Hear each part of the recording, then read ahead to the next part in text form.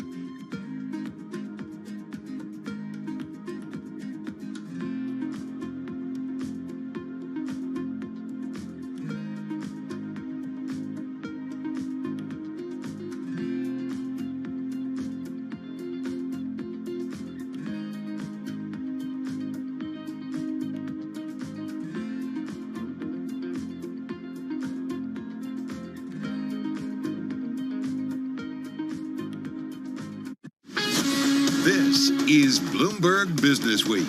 Insight from the reporters and editors who bring you America's most trusted business magazine. Plus, global business, finance, and tech news as it happens. Bloomberg Business Week with Carol Masser and Tim Stenivek on Bloomberg Radio. And happy Monday, everybody. It is Monday, January 30th, 2022, live in our Bloomberg Interactive Brokers studio. Is it 2022 or 2023? Did I say 2022? Yeah, that's okay. I know. Just make a note. Okay, you still have 11 more months to get it right. Because nobody wants to go back to January 2022 and relive all that. Although if you were to go back, maybe sell all your stocks. Yeah, exactly. Yeah. Kind of Back to the Future, whatever. Hindsight is 2020, I hear. Okay, it is January 30th, 2023. I feel like there's caution in the trade today, and with good reasons why. We have some big earnings. We've got a big Fed meeting, the first of 2023, and then, oh yeah, jobs report. Yeah, this week is chock full of good stuff, and we're going to bring it all to you live. We're also going to set you up for this week's Fed clash with Wall Street. More on that with Steve Matthews a little later. Yep, plus the king of ETFs facing a fight for its crown. Then you've got Ford, Tim. Tesla did this just last week, right? Yeah, that's right. Recently? This is a price war. Yeah. Yeah, earlier this month. Right. Price war. EVs. It's not good for companies, but good for consumers. We're going to chat about that. Yes, another big football weekend. Sorry for your wife. Yeah, my I Bengals. thought about her. Yeah, thank you. That was what we were doing last night. It was depressing, but as she says, things are back to normal. We're going to keep with our sports theme, though. We got a great author with us this afternoon. An Economist Goes to the Game is the book that he wrote. Paul Oyer is going to be with us. Looking forward to that. And then we've got the CEO of the Recording Academy on the Grammys and the business of music. And we've got an incredible market guest to set you up for the day and really for the week, more importantly. Gina Martin Adams is going to join us in just a moment. But let's begin in with a check on our trading day. Here is Charlie Pellet. Hi, thank you very much. And here's what's going on. Red on the screen. The Dow, the S&P, NASDAQ kicking off the new trading week with losses. Tech shares dragging the S&P 500 lower. Traders turning risk off going into a week that includes all of those things you mentioned. We've got the jobs report Friday, along with earnings including big tech companies such as Alphabet, Apple, and Meta Platforms. Right now, the S&P is down 35 at 4,034, a decline of 0.9%. The Dow is down 110, down 0.3%. NASDAQ Composite Index down now by 172 points, a drop there of 1.5%. 10-year yield 3.54%, with a 2-year now 4.24%. Spot gold down 0.3%, 19.22 the ounce, and West Texas Intermediate crude down 1.8%, 78.25 a barrel. So, as I mentioned, lots to digest this coming week. Fed decision Wednesday, payrolls report Friday, both of which are intricately linked. Laura Rame is chief U.S. economist at FS Investments. I think when they think about targeting something to really slow the economy at a broader level, it often is the labor market. But I think right now they're content with some broader slowing. They just see the need to continue to raise rates. I don't think that's going to change. It's time for them to slow down, no doubt about it. I think they're doing the right thing over the next several meetings. Johnson & Johnson shares down 3.5%. A federal appeals court has ruled that J&J cannot use bankruptcy to resolve more than 40,000 cancer lawsuits over its baby powder. Carvana shares are surging today. The stock has doubled this year. More head-scratching moves could be in store for the debt-strapped online used car retailer. Amid bets, the rally won't last, but today Carvana shares surging another 23.7%. Recapping, S&P down 35, drop there of 0.9%. I'm Charlie Pelleton. That is a Bloomberg Business Flash. All right, terrific, Charlie. Thank you so much. You're listening and watching Bloomberg Business Week on this Monday. Let's get to the market drivers report. Let's set your Business Week agenda on. Yes, it's another Monday, last one for the month of January. And we've got a great person to really talk about earnings and our market setup here. Gina Martin-Adams is joining us now. She's Bloomberg Intelligence Chief Equity Strategist. It's a real treat to have her with us this afternoon because it's a big week for earnings. You've been talking about margins, Gina, for months at this point, beating on this drum. Give us an update on where things are and what your research tells us. Thank you. And yes, I am becoming quite boring on the margins. I wouldn't say boring. I would say right. And you're right. I would say right. You know, it's been for a year and a half now, we've actually been talking about margins and continuous downdraft in margins. And when is the downdraft in margins ever going to end? And we appear to be at this potential turning point. You know, you talk about all these cost-cutting initiatives that companies are starting to talk about. They're talking about some hiring freezes, if not outright layoffs. Those types of initiatives usually occur around margin bottoms. That said, the companies that are announcing earnings so far this quarter are showing actually more margin weakness than I think even analysts had anticipated. So it's a big question mark as to whether or not that ultimate margin bottom will happen in the first half of 2023. Can companies tell us that the revenue outlook is stable enough, and yet they're going to cut costs to create that sort of recovery in operating margins over 2023 is a huge question mark, and I think really essential to framing the outlook for stocks. So have we seen this before? Oh, yeah, we see it at every cycle. Okay. Yeah, so it's the reason we're so obsessed with margins is because I do find in my research that margins lead the earnings stream, margins lead prices. So when we watch, and specifically we watch the consensus expectations for margins because that's what leads, is consensus changes to that margin outlook. So we like to see a case for, you know, a stock tends to emerge at this point in the cycle when analysts are starting to say, okay, the weakness is now likely in the past, or we're at our weakest point and things are only going to get better on the margin lines from here. It's very typical to see revenues continue to decelerate, right? And I think that this is what we naturally all look for as we say, oh gosh, the economy is weakening materially. That means a terrible thing for the revenue outlook. That's normal in an environment where you're looking for a recession. But what's also normal is that stocks are bottoming even as revenue is deteriorating because companies are on top of that. They know that the revenue growth outlook is going to deteriorate. They have a great plan for how to contend with it, and they're cutting costs so that they can create that margin bottom and result in some sort of rally in the cycle into 2024, 2025. And I think that's what we need to look for now. Okay, so maybe not there yet. How does the Fed play into this and what the Fed does potentially? Oh, the Fed it's such an interesting point in time because for the first time in our lifetimes, everyone here's lifetimes, and probably everyone on the call is listening to this as well, for the first time in our lifetimes, we're going to experience a slowdown in the economy, a potential recession in the economy in which the Fed does not take that policy rate to a new lower level than it had existed in the last cycle. And we've become really accustomed to this. Every recession, that Fed comes in, swoops in like a superhero with their really bright red cape on and says, you know what, we're going to reduce policy rates, we're going to come in and we're going to save the day, we're going to re-engage in the economy, we're going to initiate some sort of demand recovery. Right. And they can do that, but only to a certain degree this time around. We're not going to get a lower low in the Fed funds rate. So this is that 2% versus 4 or 5, exactly. Right, where we settle in. You know, last time around, we were at 0 with the greatest quantitative easing program, you know, on the record books. Hope everybody enjoyed it because it's in the history books. It's not going to get much better than that. And I think that's a really difficult thing for asset prices to absorb, for equities in particular to absorb. Have asset prices yet reset for that? Yeah, I think we're in a process. Okay. I think we're in a process of resetting for that because the equity market, you know, valuations at 18 times earnings would suggest that the equity market thinks we're going back to CPI of 0 to 2%, and the Fed probably reduces that funds rate pretty quickly, and things move back to Goldilocks. And I think that Goldilocks has really left, and things aren't going to be quite that easy. It doesn't mean that stocks can't work. Certainly, pockets of the equity market even worked last year.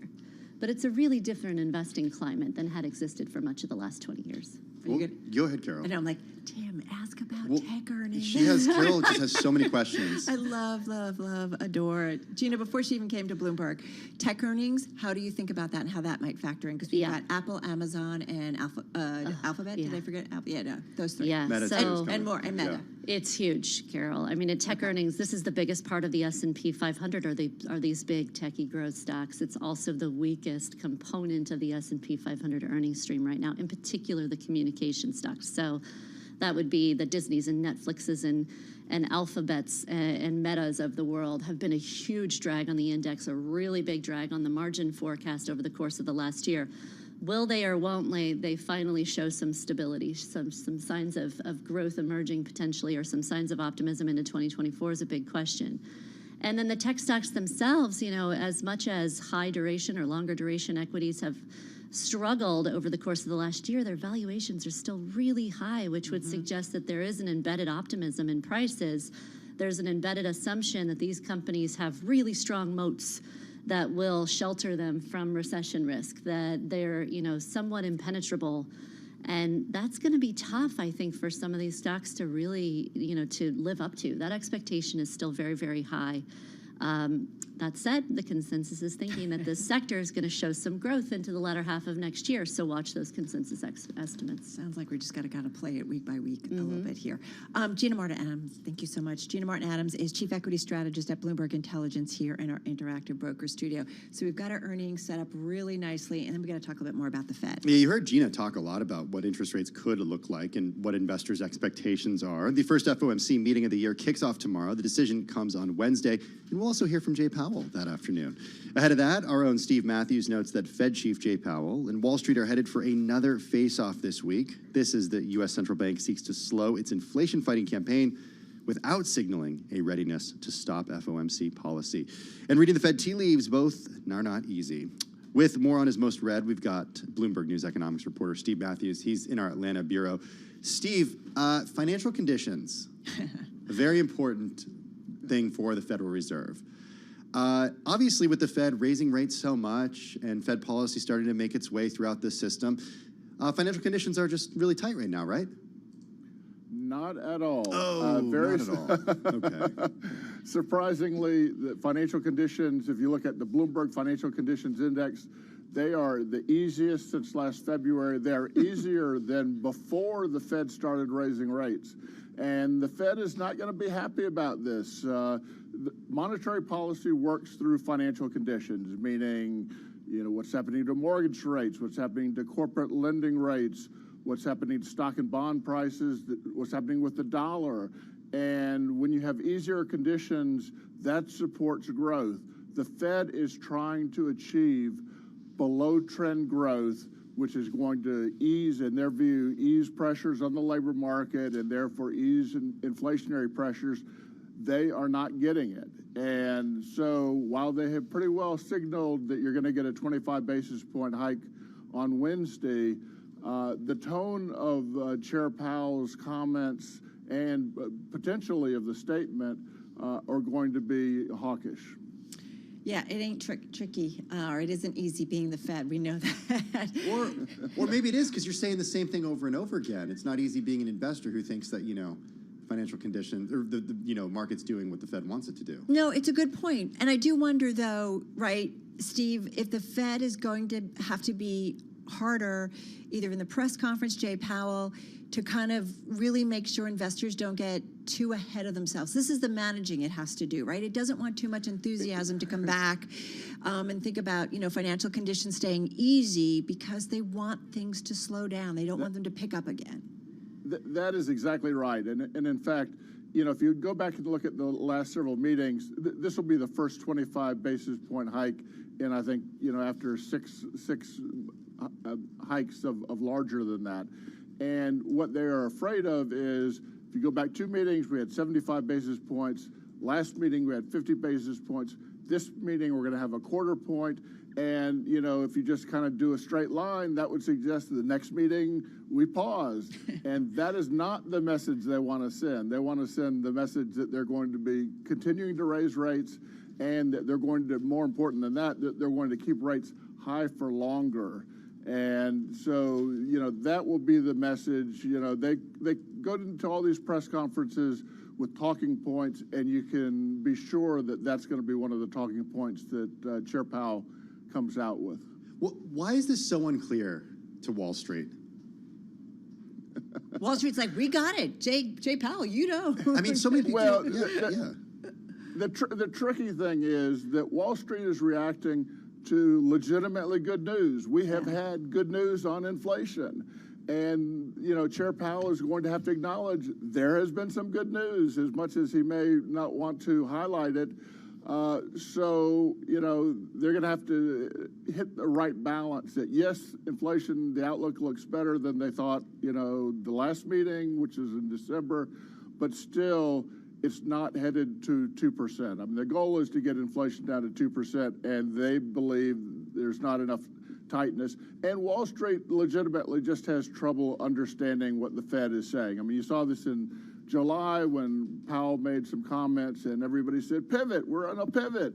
Well, there was no pivot. And so, the Fed can be a little bit mysterious to understand, and Wall Street sometimes gets it wrong.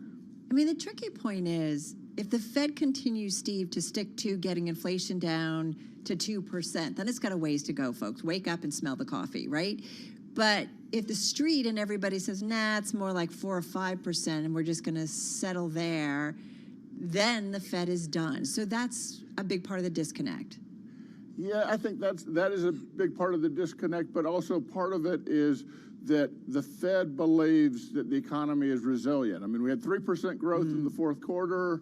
We're likely to have some significant growth in the first quarter.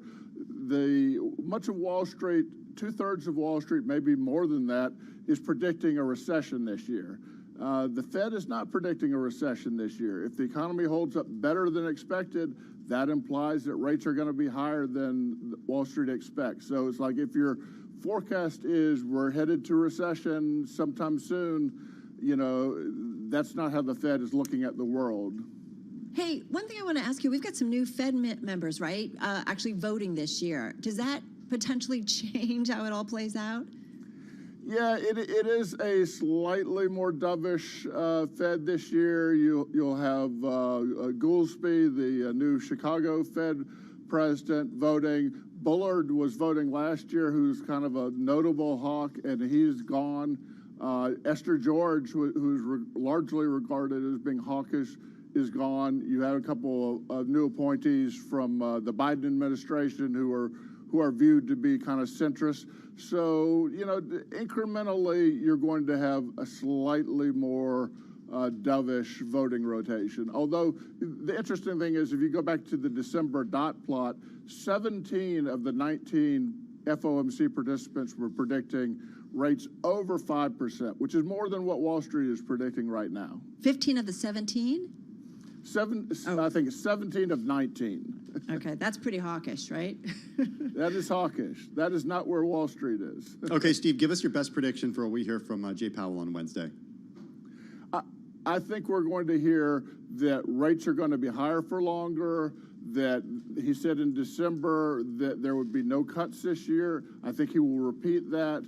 In the statement, I think the key question is ongoing. They've been saying in the statement we're going to see ongoing increases, and there's a big debate on Wall Street. Does that change to say further tightening, which would at least open the door for the possibility of a pause in, later this spring? And if they keep on going, that says they're going to do at least 2 more hikes. I love when we obsess about one word, ongoing, hashtag ongoing. Steve Matthews, we will be looking for your coverage. I know you'll be part of our live blog, and looking forward to your analysis after. Steve Matthews, economics reporter at Bloomberg News, joining us via Zoom from our Atlanta bureau. Carol Master, Tim Stanovic, this is Bloomberg Radio.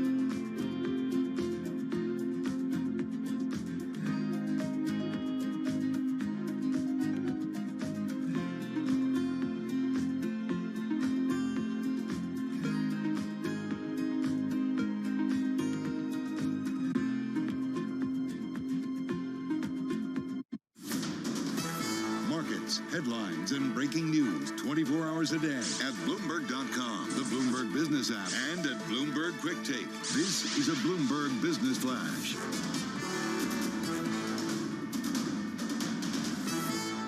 It is 2:21 on Wall Street. We have got stocks lower across the board. In fact, we are just about at the lows of the day. The NASDAQ 100 index now down 1.75%, being weighed by declines in Microsoft, Apple, Nvidia, and Tesla. Right now, we have got shares of Microsoft down 2.1%, Apple down 1.8%, Nvidia down 4.6%, and Tesla tumbling now by 4.8%. The NASDAQ Composite Index is down 182 points, down 1.6%. S&P 500 Index down 40, a drop of 1%. Dow Industrials down now by 167, a decline of 0.5%. 10-year yield 3.54%. Spot gold down $4 the ounce to $19.23, down 0.2%, and West Texas Intermediate crude down 2.1%, $77.96 a barrel. Bottom line here, red on the screen, the Dow, the S&P, NASDAQ, all trading lower. S&P right now is down by 1%. I'm Charlie Pelleton. That is a Bloomberg Business Flash. All right, Charlie, thank you so much. So over the past couple of years, I mean, we have spoken a lot about the bidding wars that would happen for houses across the U.S. You know, this is kind of how it would play out. An individual would bid for a home only to be outbid, not by another family, nope, but by OfferPad Solutions or Zillow or Redfin, KKR, or Starwood Capital Group, you know, your next door neighbors. Yeah, no, they're not your next door neighbors. Okay, here's the thing. The tables have actually turned, and now regular folk are outsmarting the pros. We've got with us Patrick Clark, Bloomberg News real estate reporter, here in our Bloomberg Interactive Brokers studio for more on today's Bloomberg Big Take and a most read on the Bloomberg Terminal. Patrick, good to have you back with us. Okay, so how are the normal folk outsmarting the pros here? Well, they didn't deploy hundreds of millions of dollars into frothy housing markets and right before the music stopped in the middle of last year. Those who did not and who are looking to buy now might be even benefiting by buying homes that either Wall Street or Silicon Valley firms are selling now because for one reason or another they have to. But to be sure, you're still talking about investors more so than, you know, a first-time home buyer. I think it could be both. I mean, I think if you're, there certainly have been small local investors in places like Phoenix that have pounced on the idea that a company like Open Door Technologies has to sell homes fast to get them off their books and they can be bought cheaply. But there's also real estate agents who are attuned to that kind of opportunity and are trying to steer regular people into that. And I don't know, a first-time home buyer has a very different time horizon than a large investment firm. And the fact that they can buy a house at a discount from where it would have been a year or so ago could be great. So it's a little bit of first-time home buyers, Patrick, and it's a little bit of, I'm assuming, like hashtag HGTV, people actually buying, throwing some money in and then flipping?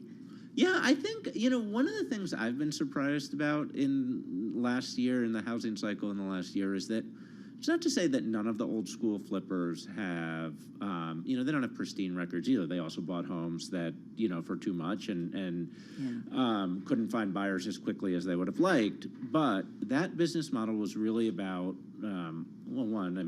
finding people who are really sort of desperate to sell sometimes, and two, finding homes that have a lot of deferred maintenance in which they can improve and add value to. And that model has held up a lot better in the roller coaster pandemic housing market than newer approaches to flipping homes, like the one that we call iBuying, where companies are buying homes, thousands at a time almost, or at a pace of thousands a month, and not doing a lot of improvement and trying to pay a market price, and leaving themselves very susceptible to change in pricing trends. This is where you're talking about Zillow or Redfin or KKR. Like, are you lumping them all together, or are the iBuyers something a little bit different? Well, we've been talking about them as like short-term versus long-term institutions. I mean, okay. The iBuyers are trying to sell in 3 to 6 months, and that made them even more vulnerable to the change in the housing market. But the KKRs and of the world were repeat buyers, with a mandate to deploy capital. Yeah. And they kept doing it, as a group, private equity landlords kept deploying capital even as home prices were peaking. And so, wound up buying homes at the very top of the market and then trying to rent them out as rents were softening. You mentioned the Southwest of the United States, Phoenix, Arizona, one of the places that you went to report out this story. How's it playing out there on the ground? Well, it's, it's been a sharp price correction. It's the people there don't call it a crash. They know what a real crash is, right? Phoenix for sure. From 12 years ago, or exactly how long it is.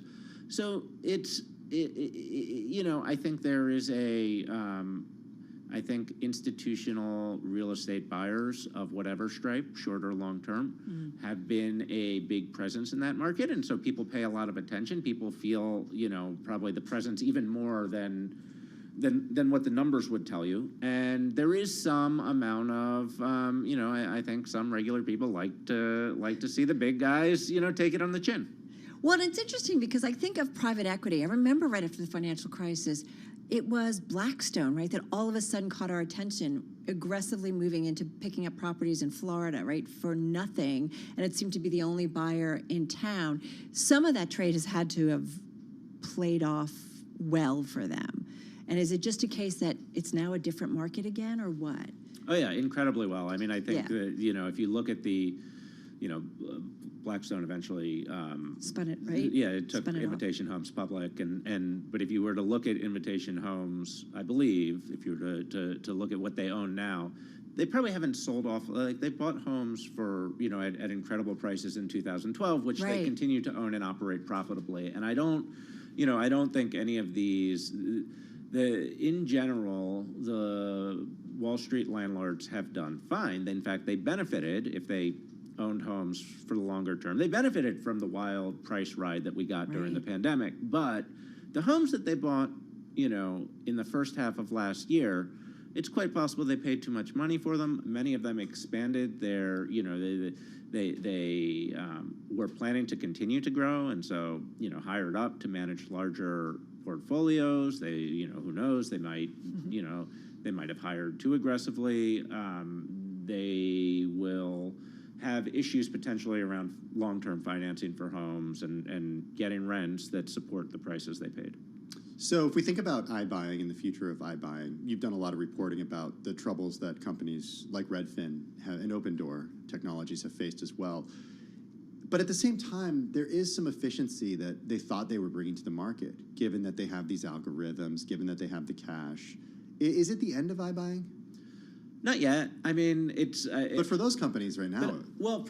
Okay, so I guess you'd separate it out, right? There, at one point, Opendoor, which invented this business model, they saw such a strong... and I would say the industry at large saw such a positive reaction to this business model, which does legitimately let people to sell their homes in a more efficient, easier way. Consumers loved it. Not everybody, many companies said, this might be something we have to get involved with, even if we are not sure about it, because this might be where the industry and the way of selling houses in the United States is going. Zillow very famously went in a very ambitious way and failed. Although to their credit, they pulled the plug, before the big price correction happened, and certainly spared themselves what would have been even more pain. Redfin got in. Redfin has since said it's not going to do it anymore. There's a company called Anywhere Real Estate, which was formerly known as Realogy, which is a brokerage company, had a partnership with a Blackstone-owned company called Home Partners of America, which was also sort of experimenting with this business model, not doing a ton of it, but nonetheless, they were all there. Almost all of them are gone. There's still Opendoor and OfferPad. Right now, they're not buying a ton of homes, but at some point, they'll either have to start buying and selling homes again more ambitiously or not exist anymore. Hey, just real quickly, 40 seconds or so. So does this mean we're kind of going back to a more normal housing market? What's your takeaway after doing this story and reporting it out? I mostly think we're going. I mean, hopefully whatever normal is. Hopefully things will not be as volatile as they have been during the pandemic. I don't know. Okay. I think that there's some specific people who that served, but generally speaking, it was too violent in both directions. Felt like a lot of distortion. Yeah, I think so too. Well, and prices settle down? To a degree, but we still have, too few homes in America. So there is and that is the thing that probably gives the big landlords confidence most, is that we are still undersupplied of high quality housing in America. It always amazes me, right? You come off the financial crisis and it's like, there's too many homes, we should blow them up. We got, we have to bring down supply. And then here we are. All of a sudden, here we are again. Always love your reporting and appreciate you coming in to talk with us about it. Patrick Clark, he is Bloomberg News real estate reporter. This is the Bloomberg Big Take, and it's among our most read on the Bloomberg. Bloomberg Business Week is brought to you by Innovation Refunds. This is your daily reminder from Innovation Refunds. Thousands of small businesses benefited from a payroll tax refund and beat the odds of shutting down their organizations. This refund is not a loan and could help your business weather rising inflation and supply chain issues. Learn more at getrefunds.com. All right, coming up, we're going to get to the big kahuna when it comes to ETFs. I mean, come on, by a mile. The OG, as they call it. The OG. But it's facing more competition. The ETF world, that is certainly front and center. And this story is coming up in the new issue of Bloomberg Business Week, which will be out later on this week. So we'll break it down with the reporter, Katie Greifeld, and the editor of the magazine, Joel Weber. And let's get to a check of world and national news. For that now, we turn to Nancy Lyons in our 99.1 studio. Hey, Nance. Hey, Tim. A 6th Memphis Police Department officer has been disciplined for his involvement in the brutal beating and arrest of Tyree Nichols. Memphis police say Officer Preston Hemphill was suspended shortly after the January 7th arrest of Nichols, who died 3 days later. Secretary of State Antony Blinken is urging calm between Israelis and Palestinians following days of climbing tensions and violence. Blinken is traveling in the Mideast. He met with Israeli Prime Minister Benjamin Netanyahu today and meets with Palestinian Authority President Mahmoud Abbas tomorrow. Well, China is warning House Speaker Kevin McCarthy not to visit Taiwan. A foreign ministry spokeswoman did not mention the new speaker by name, but she was asked about a report last week that McCarthy is planning a trip. We got more from Bloomberg's Anne-Marie Hordern in Washington. This would be about the Republicans, as the Democrats have had, making sure that they are standing up for Taiwan and also showing that they are not just talking tough, but almost walking the walk when it comes to making sure they are combating China and China's, what many perceive, growing threat. Bloomberg's Anne-Marie Hordern. Much of the East Coast could be at risk of a gasoline shortage just in time for the peak summer driving season. Bloomberg's Nathan Hager has more from Washington. The European Union's upcoming ban on Russian fuel could choke off backup gas supplies in this country. The ban kicks in this Sunday. It will put a strain on how much gas the EU can make for itself or the East Coast, which is relying more and more on transatlantic imports in the summer. Seasonal gas stockpiles in this country are already at their lowest levels in a decade, and heavy winter maintenance at refineries could add even further to the strain. In Washington, I'm Nathan Hager, Bloomberg Radio. Global news powered by more than 2,700 journalists and analysts in over 120 countries. I'm Nancy Lyons. This is Bloomberg.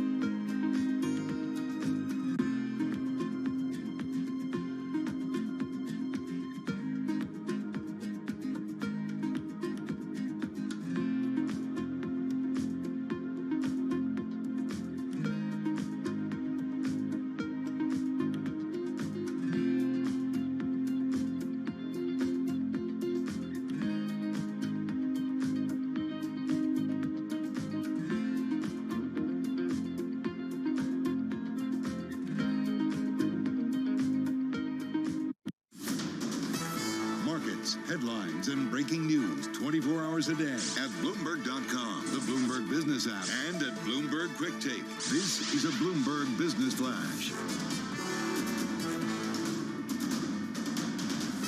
It's 2:40 on Wall Street. I'm Charlie Pellet. We check the markets all day long at Bloomberg. We are trading right now at or near session lows. 1% drop in the S&P at 4,028, a decline of 42 points. Dow Industrials now down 186, a decline of about 0.5%, while NASDAQ is down 190, a drop there of 1.6%. 10-year yield 3.54%, with the 2-year yielding 4.25%. Spot gold down $3 the ounce to $19.24, a decline of 0.2%, and West Texas Intermediate crude oil down 2.2%, $77.91 a barrel. Tech earnings very much in focus this week. We'll be hearing from Apple and Amazon also this week, though. The jobs report Friday, the Fed decision Wednesday. Kristen Bitterly is head of North American investments at Citigroup Global Markets. The Fed's mandate, look, it's relatively straightforward. It's just not easy. So it's price stability and full employment. They are going to hang on to the fact that the employment backdrop still looks strong. We are focused on the data as well. So looking at the jobs report on Friday is really critical, but we don't anticipate that we're going to get anything there for the Fed to change course. Ford shares down now by 2.6%. It is slashing the price of its electric Mustang Mach-E by an average of $4,500. This following Tesla's own recent cuts. Tesla shares down now by 4.7%. And a public-private partnership dubbed Hertz Electrifies will bring some 5,200 rental EVs to Denver, all part of an effort to ease some of the challenges of electrification. Hertz shares down now by 1.6%. Recapping stocks lower, S&P down 44, worst level of the day now, down by 1.1%. I'm Charlie Pellet, and that is a Bloomberg Business Flash. All right, got it, Charlie. Thanks so much. Well, with $375 billion, give or take a little bit, in assets, it is the biggest exchange-traded fund on the planet. We are talking about State Street's Spider S&P 500 fund that has changed the game of investing, and you know what? Now it's facing a lot of competition. It's not the only game in town. This story in the upcoming new issue of Bloomberg Business Week. It's out on newsstands later this week on the Bloomberg and online at Bloomberg.com. Let's get to it with Katie Greifeld, Bloomberg News senior markets reporter here in our Bloomberg Interactive Broker Studio, along with the editor of Business Week, Joel Weber. Joel, happy birthday to SPY. Yeah, 30 years old. It's the biggest ETF. I know more about this than is probably would make sense, but because I co-pilot the podcast Trillions, which is all about ETFs, and I've gotten long on the history of ETFs, so I know a lot here.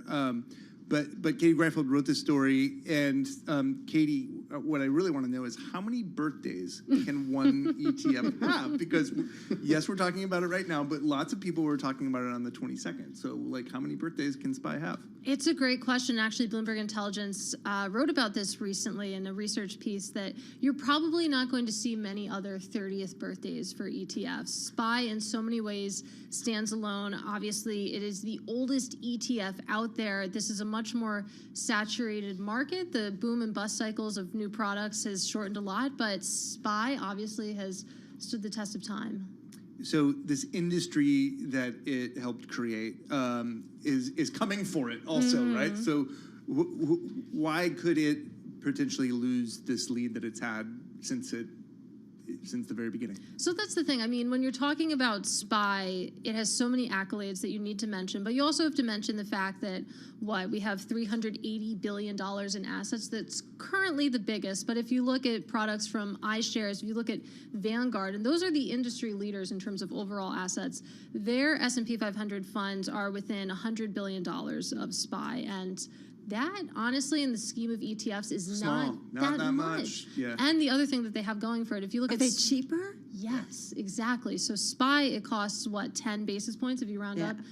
IVV and VU, they cost 3 basis points. I love when you talk initials to me. I know, there's a lot of The letters. tickers are so fun in this space. But it's not just all about the expense ratio. It's not just about fees, which I was surprised to learn in this story, Katie. It's also, that might be what long-term buy and hold investors care about, and that's why they might choose one over another. But if you're looking to get in and out quickly, SPY is what you do. That's right. So, I mean, if you are a buy and hold investor, someone investing their retirement money, you're going to be there for a few decades, you really care about 6 basis points, that 6 basis points difference. But the big advantage that SPY has is for institutions, because it has such this liquid market built up around it. You think about the lending, you think about the options market built up around SPY. They don't care about the annual expense ratio. They don't ever touch that. What they care about is how easy it is to trade this thing, how cheap it is. That obviously feeds in upon itself. So the fact that SPY is liquid means that SPY is going to continue to be liquid. So why can't SPY match its competitors in price? It's like one of those things that from the outside you're like, well, just lower the basis points, make it cheaper, State Street. Like, why can't they do that? So I don't think they want to. Is the thing. They Not don't, the correct answer, but okay. They don't need. They don't need to, because they're earning a ton of money charging 10 basis points versus 3 basis points from investors that don't super care. And again, the Wall Street traders who have really, it's become this existentially important product. Yeah. They don't need it to be cheaper. So there's not really a lot of fee pressure on State Street here. I feel like, Joel, you want to add to that? What's the rhetorical answer? Oh, it's a trust, right? So the structure that created the ETF, this trust thing, was basically cast aside at some point, and the trust structure is not predominant anymore in ETFs. But it was to basically, as a proof of concept, that was what was used. But that's also what inhibits its ability to get any lower. So the Vanguard product, the BlackRock products, those aren't trusts, right? So they can shave away a couple basis points that SPY can't get any lower. I do want to put something on your calendar right now. You talking about trust reminded me that if you look at the Qs, that's a trust as well. That was born in also an old school ETF. 1999. Yeah. So I guess we're going to have to gear up for that profile. This is the Invesco QQQ. Yeah, it's also huge. Also has a really deep market built around it as well. Do we have to be worried as we talk increasingly about actively managed ETFs versus the passive form of investing, such as this one? I don't feel worried. I think that if you are a new entrant to the ETF market, a new issuer, and you're trying to launch a product, you're maybe a little bit worried because you look at the sort of passive index part of the market, and there's no white space left. Right. I mean, at this point, 30 years into the game, everything under the sun exists. So that might force you to become a little bit more active. If you're talking about a market structure perspective, I mean, sometimes Eric Balchunas hates this, but people will say that, ETFs are distorting the market. They're all buying the same thing, the, rise of passive investors. But isn't he right when you think about these massive ones? Don't ever let Eric think he's that I hope he's not listening. No, but I hope he's out to lunch right now. I saw him earlier. He's But around. it is a component of the trade. Well, I think the thing that when we've written this as Bloomberg News a lot is, what is passive and what is active at this point? I mean, you put 500 stocks in an index, that's a choice that's been made. That's an active decision. Like, sure, it's 500, but like, it still was an active decision about why Tesla wasn't included in that for a long time, right? Like, so that there is inherent decision making that goes into this. And didn't we interview David Blitzer together? He was part of that committee. But I will also say, you're right. We did. It was on Trillions. Yeah. I would add, though, that a lot of these passive ETFs are being used for very active purposes. People will use them as building blocks in their actively managed portfolios, just as a way to get exposure in a cheap, tax-efficient way. So, trivia. The other birthday that I would bring up I've ever seen Joel this excited. I just know more than is normal, I think. So we're talking about the 30th anniversary, but there was an event that preceded the birth of the ETF. The mutual fund? Anybody? No, it was an event. Okay. Black Monday. Black Monday happened, and that in response to that, the SEC did this white paper, and effectively there's a paragraph tucked inside that paper, and this paper is like massive phone book, multiple phone books. And they basically said Black Monday may not have happened if we had a product that could do X, Y, and Z. And the people who created SPY basically read that passage and reverse engineered it. It took them a while to get approved, but yeah, you can listen more on Trillions. We redropped. You do know a lot about ETFs. Yeah, we redropped the ETF story, which is 6 episodes about the history of the ETF. That's right. Be sure to check out the Trillions podcast hosted by Joel and Eric Balchunas. The latest episode, the ETF story, 6-part series. Very cool stuff. Very cool stuff, as always, from Katie Greifeld. This story is going to be in the upcoming new issue. Our thanks to Joel.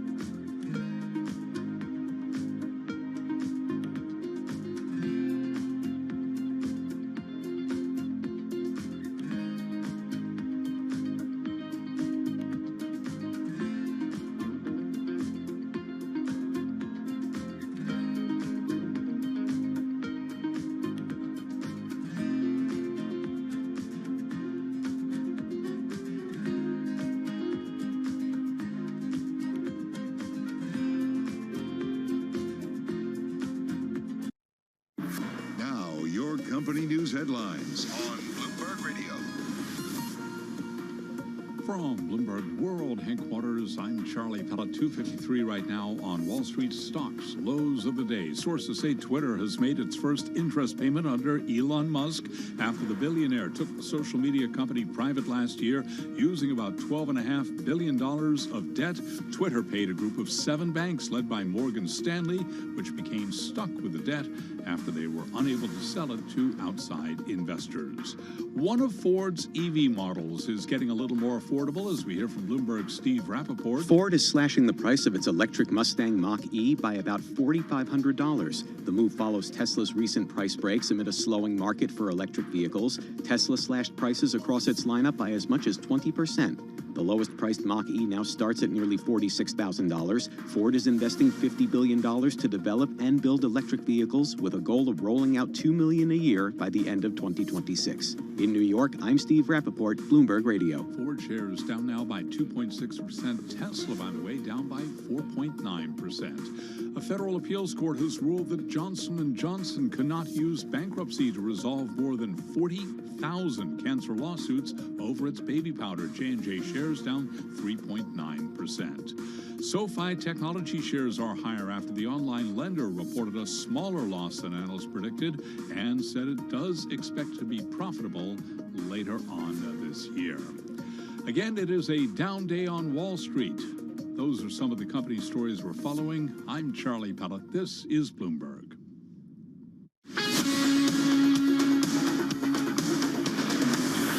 You're listening to Bloomberg Business Week with Carol Messer and Tim Stenevec on Bloomberg Radio.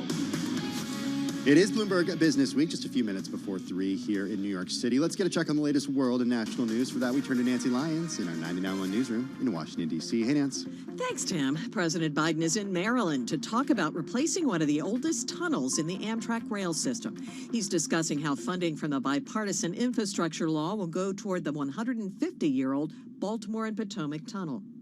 This is just the beginning of having a 21st century rail system that's been so long overdue in this country. The tunnel is among the biggest traffic bottlenecks on the East Coast rail corridor between Washington and New York. Tomorrow, President Biden will travel to New York to tout funding for the Hudson River Tunnel, connecting New Jersey and Manhattan. Well, nearly half the Senate Republican conference has signed on to a letter to President Biden vowing to vote against increasing the debt limit if they do not see cuts in federal spending or structural reform in spending. Democrats in the White House want the borrowing limit raised with no strings attached. Bloomberg's Washington correspondent Joe Matthews says President Biden will be discussing the stalemate during a meeting Wednesday with House Speaker Kevin McCarthy. It does look like a win for Kevin McCarthy just to be seen there, just to get the photograph in the Oval Office, maybe come out to the stakeout microphones and talk to reporters in the driveway. Then it's going to be on Joe Biden to manage the narrative. You can hear more from Bloomberg's Joe Matthew here on Bloomberg Radio at 5 p.m. Wall Street time. A 6th Memphis police officer is being disciplined for his involvement in the brutal beating of Tyre Nichols. A department spokesman says the officer has been relieved of duty but did not reveal what his role was in the arrest. 5 other officers have been fired and charged with second-degree murder in connection with Nichols' death. And Bobby Hull, the Hall of Fame hockey forward and 2-time NHL MVP, has died at the age of 84. Global news powered by more than 2,700 journalists and analysts in over 120 countries. I'm Nancy Lyons. This is Bloomberg. Back to you, Carol and Tim. All right, Nancy Lyons, thank you so much. All right, just shortly, we're going to head over to our TV colleagues and talk a little bit about the trade. We are pretty much, as you heard from Charlie, near our lows of the session on the equity side of things. It's a big week for a lot of different reasons. In the meantime, can we first talk about Bitcoin? Yeah. Excuse me. Yeah, we can talk about I know, you're Bitcoin. shocked too that you I forgot know. to put your mic on. I am. I'm so shocked. So Bitcoin is actually set for its best January since 2013. It's up about 39% so far this month. We talked about it last week, Carol. Yeah. It was one of my, I don't remember where, I put it in one of our intros. And I was just like, I had to check it, the math, 3 times to see if it was to make right. sure. I was like, this has to be a mistake. Yeah, historic January, jumping by about $280 billion. It's just, part of it is too, it had been so beaten up. Part of it is too on expectations that the Fed might be coming to its end of higher interest rates. Well, we'll see. Well, as like, I know. Okay, we could debate that forever. Yeah. But at some point, if they're coming to an end, which is why we've seen, not today, but a recent rally in stocks, that risk on trade coming back, and that means all risk-related assets have been getting a boost, including Bitcoin. It does, but part of the bet also has to do with the end of the crypto sector crisis. Yeah. And the question of whether or not the contagion from, that started with Three Arrows Capital, that was preceded by the decline in the price of Bitcoin early last year, and then followed by the collapse of FTX, that's over. Perhaps new beginnings. To new beginnings.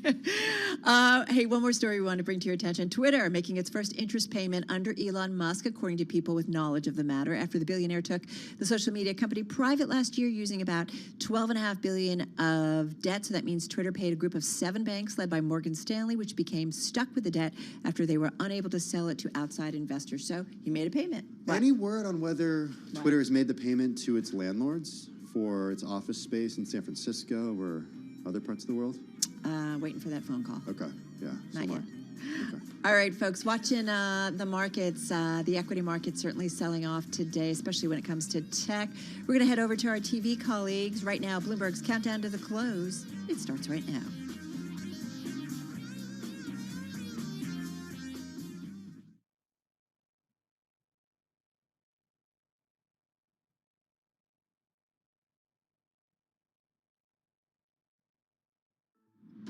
Countdown to the close. Bloomberg's comprehensive cross-platform coverage ahead of the U.S. market close starts right now. This is the countdown to the close. We've got 60 minutes left in the trading session. I'm Scarlett Fu here with Kriti Gupta. We are joined now by our colleagues Carol Nasser and Tim Stenovic. And of course, we welcome all of our Bloomberg audiences across the different platforms, television, radio, YouTube. Am I missing anything? Did I cover it all? Metaverse? We are everywhere, Scarlett. Exactly. We are everywhere. Airlines, you name it.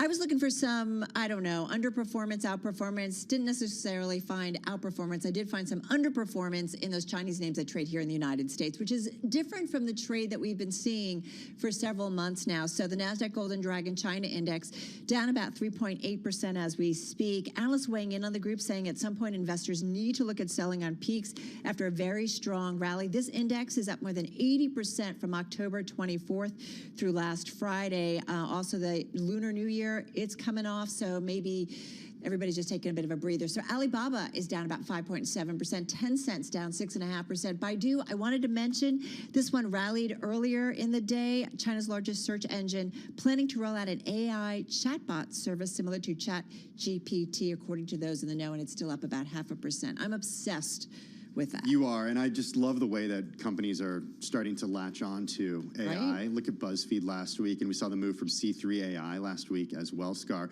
Okay, so you had some underperformance. I point to a little overperformance or outperformance. You found it. I found it in Bitcoin, of all places. This is crazy, you guys. 37%. I thought it was risk off today. You thought what? I thought today was risk off. It is, and Bitcoin is down today, but if you zoom out and look at the 1 month chart, we're up 37% for Bitcoin. This is set to be its best January, going all the way back to 2013. And look, yes, there is one more day to the month tomorrow, but still worth checking in. There's some optimism. Bitcoin buyers seem to think that, well, the Fed is going to end its tightening cycle soon. Maybe they're right. And they're also betting that perhaps the contagion as a result of the decline of FTX, the fallout from Three Arrows Capital and more, that's gone. But, time will tell. I'm glad you point this out, the fact that Bitcoin's down today, but it's up for the month, because that's pretty much the story in equities as well. Big gains across the board, especially for the NASDAQ so far this month. But you look at today, and it's down, down, down, and down also for the Russell 2000, off by 1.7% for the NASDAQ composite. And Kriti, we've been talking about this. 4 big tech firms reporting this week, 29% of the NASDAQ 100 in the balance. Yeah, a lot going on. Thursday is going to be a day for a lot of espressos, I think. But look, today's sell-off is really important because this is the definition of breadth to the downside, a broad sell-off. Because take a look at your worst performers on a sector basis. It's energy and it's tech, which are really on the opposite sides of the spectrum. A super cyclical play versus a super defensive play. They are both leading the declines. Of course, consumer staples about flat on the day, so we'll give it a little bit of credit there.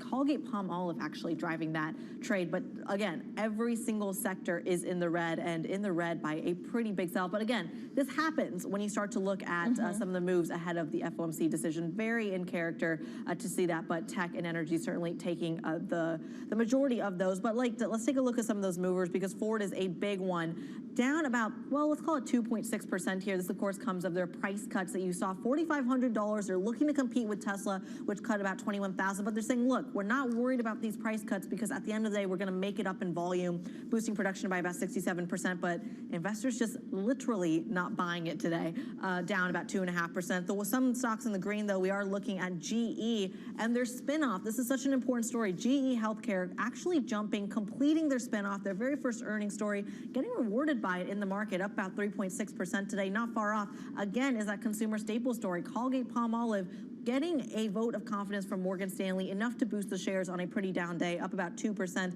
Morgan Stanley basically saying, look, this is a company that is oversold, and this is a good time to hop in, up about 2%. And lastly, Scarlett, NVIDIA.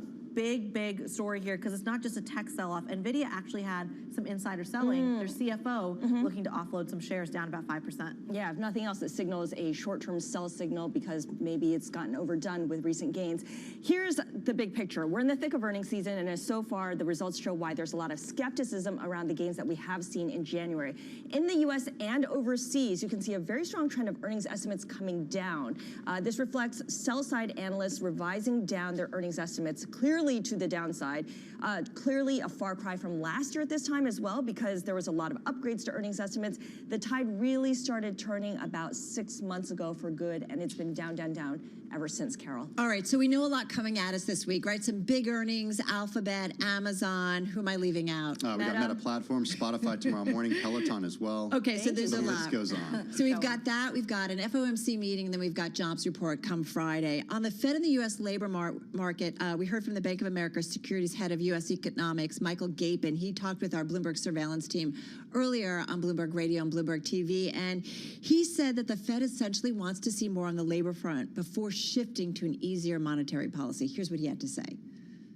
The target here from the Fed's perspective is monthly job gains 70 to 100,000 or less. So what I think you would need to see Friday is we're on a path to that. The stronger the labor market stays, the more cautious they will be about inflation, and the more they're likely to stay on hold, and those cuts the market is looking for in the second half of the year don't materialize.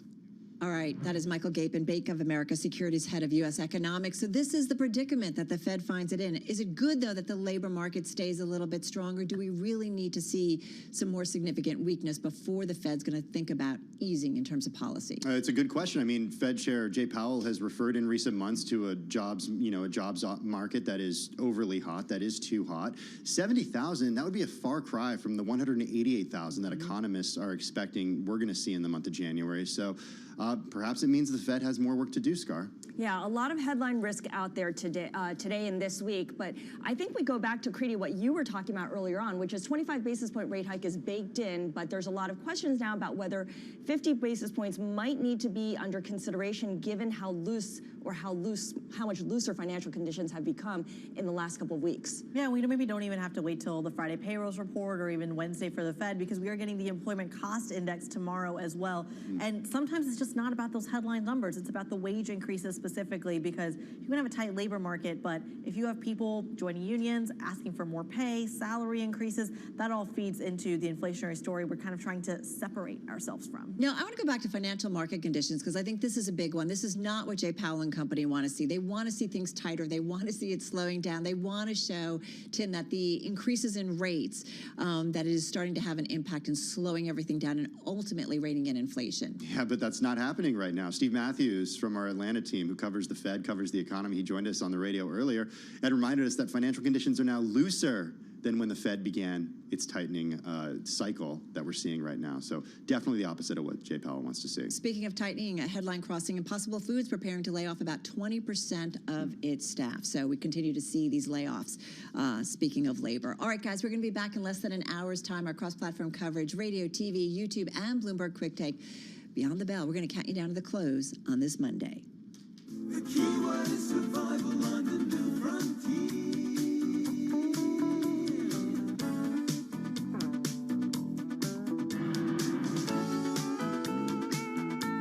right, everybody, as we mentioned, Impossible Food, just a quick headline, getting ready to lay off about 20% of staff. They'd offered buyouts at the end of last year, according to a person familiar. So that's something we've actually been talking about a lot with different companies. Something else that we've been talking about as of late, and that is the world increasingly pushing back stronger, if you will, against China. That includes the Japanese, that includes the United States. I mean, a lot of them are pushing back at this point, banning advanced chip technology exports to China. This as China continues to move ahead with its Made in China 2025 program to dominate key technologies such as semiconductors and AI and more. With us now, and back with us, is Bloomberg New Economy editorial director Eric Schatzker here in our Bloomberg Interactive Brokers studio. Eric, good to have you with us. Welcome back. Good to be back. So it's not just the U.S. and China anymore. It's not the U.S. versus China anymore. This is starting to broaden out. Oh, very much so. And I want to say, first off, that there is, Carol, just for you, a ChatGPT angle to this story. Yes. Yes. As you may recall, back in October, the United States, the Commerce Department moved to ban exports of advanced chip-making technology to China. Why? Ostensibly to slow the development of Chinese military capabilities, especially in artificial intelligence, which is now the vanguard of modern warfare. And of course, this is true. The United States does want to constrain the Chinese military. But now, as of Friday, the United States has an agreement with the Dutch and the Japanese to join this coalition, if you will. And so the Netherlands and Japan also will ban the export of advanced chip-making technology to China. It's important to mention that 3 of the world's most important chip-making equipment suppliers are 1, Dutch ASML, and 2, Nikon and Tokyo Electron, both of which are Japanese. People tend to think that this is an industry dominated by American companies, and to a large degree it is, but no one would be able to make the world's most powerful chips without the photolithography equipment that comes from those 3 companies that I just mentioned. So yes, on the surface, this is about a military battleground, quite possibly, and I know that this is hard to process given what's going on in Ukraine, but quite possibly the most important military battleground in the world. But practically speaking, this coalition of the United States, the Netherlands, and Japan banning the export of advanced chip-making technology to China is going to accomplish 3 other things. 1, it's going to preserve the West's dominance of this critical enabling technology. It underpins almost every aspect of modern life. 2, keep certain sectors of Chinese industry from posing a competitive threat to the West. And 3, by forcing the Chinese to enter this arms race and try to match Western capabilities, it will divert important human and financial resources to that endeavor that might otherwise be employed in competing with the West. So it's a multi-pronged strategy. All you'll hear from the White House and from other authorities that this is all about national security, and again, to a large degree it is, but it is very much economic and commercial at the same time. I wrote some notes to myself, making chips equals arms race. It's the new arms race, right? In terms of, we look at the world, chips are in everything, right? This is so important. But hard, right? It's hard to persuade the Dutch and hard to persuade the Japanese to join the Americans in this effort. Why? Because they sell so much of this stuff to China. It's an immensely important market, and it's like cutting off your arm, right? So much potential revenue is being sacrificed in this effort. But if we, which is to say the West, don't do this, it threatens dominance in smartphones. It threatens dominance in the ability to predict things like climate change, for example. It threatens our dominance in self-driving cars, and it threatens our dominance in artificial intelligence, dun-da-da, like ChatGPT. There it is, Carol. I know you're waiting for that angle. Well, if we continue with this idea that it's an arms race, and if we continue with that sort of historical parallel here, Eric, is it fair to say that given what the stakes are, we could have some sort of, way to keep everyone safe from war given that it could be mutually assured destruction if these supply chains get taken out? Taken out in which way? If there is some sort of skirmish, if there is some sort of conflict, It's perhaps well, China in the and short run, Taiwan. let's hope there's no skirmish in the short run, because if there were, and what we're really talking about here, I think, is an invasion of Taiwan. Exactly. If the Chinese were to invade Taiwan, that doesn't mean that they all of a sudden get this stuff. These are, chip making at this level is the single most complicated, demanding engineering undertaking in human history. Nothing more complicated. And there's only one company, TSMC, Taiwan Semiconductor Manufacturing Corporation, that has perfected the process, and the perfection of that process has taken place only in Taiwan. So all of the world's most advanced semiconductors are made in Taiwan. And yes, if the Chinese were to invade Taiwan, the world would lose access to those chips and that technology for the time being, but so would the Chinese. They don't have the engineers to run these factories. One can assume, I mean, what is it, 110 miles from mainland China to Taiwan, that there would be some warning and that the engineers would be able to escape. The question is to where? If they make it to, say, the United States or Europe, are there fabs ready to employ them? No. They're underway. I mean, ground has been broken in Phoenix. Right. And America and Europe are fast trying to catch up. But this is a very important point that you raised. There is this period between now and whenever. Again, America, Europe very badly want to replicate, duplicate, not make redundant, but at least create some redundancy in the supply chain system so that if there were even an earthquake in Taiwan and those fabs were to be taken out, there would be something to replace them, because without those chips, all those things that I talked about before, they just don't happen. So I think about, coming off of, in Singapore, the Bloomberg New Economy. I mean, when you guys, you obviously touch on a lot of big issues, global issues. How much or how often did people think about what's going on between kind of the tech race, semiconductors, and the role that Two they words. Not enough. Not enough. Not enough. Not enough. Really? Again, I'll go back to this idea that, take Ukraine off the table for a moment, because it has our attention, and it obviously is a very hot military conflict and has the potential to get hotter and possibly even go nuclear, and heaven forbid that ever happens. That aside, this is the single most important battleground in the world. This is going to decide the dominance of the 21st and 22nd centuries, period, right? It's the key to artificial intelligence. It's the key to virtual reality. It's ultimately the key, not just to supercomputing, but quantum computing. Whoever gets there first owns it, right? It is a zero-sum game, period. And China's made it very clear, right? They're made in 2025, right? To pursue kind of higher technology and no more, manufacturing to the rest of the world. They want to play on this higher plane, if you will. And with access to the equipment from ASML, Tokyo Electron, Nikon, Applied Materials, Lam Research, et cetera, those are some of the American companies, they might have been able to get there. But without them, they can't. They have to build this stuff from scratch. It has taken decades to perfect the photolithography process, to manufacture semiconductors at 2 nanometers. Go to the Encyclopedia Britannica and look up how small a nanometer is. In a sense, Eric, certainly the CHIPS Act and the billions that is going toward chips here in the U.S. is a big deal. But at the same time, would you imagine, given how important this is, perhaps governments would want to do even more, and it would be a bipartisan issue? Well, it was bipartisan in as much as the CHIPS Act was passed. Which is could it become more of a bipartisan issue? It seems you're like describing it as like an all-hands-on-deck situation almost. The sense I get is that many, not all, of our elected representatives in Washington do feel very passionately that it is an important issue. And yes, we may see more action on that front, but let's not forget that government subsidies, are a double-edged sword, right?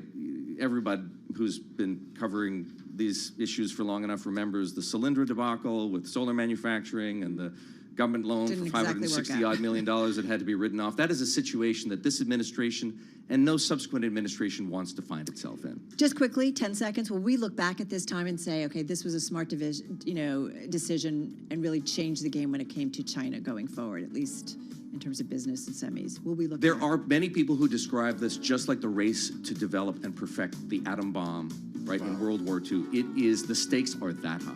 Eric Schatzker, thank you so much. Good to have you back in studio. Editorial Director of Bloomberg New Economy here in our Interactive Broker studio. You are listening and watching Bloomberg Business Week.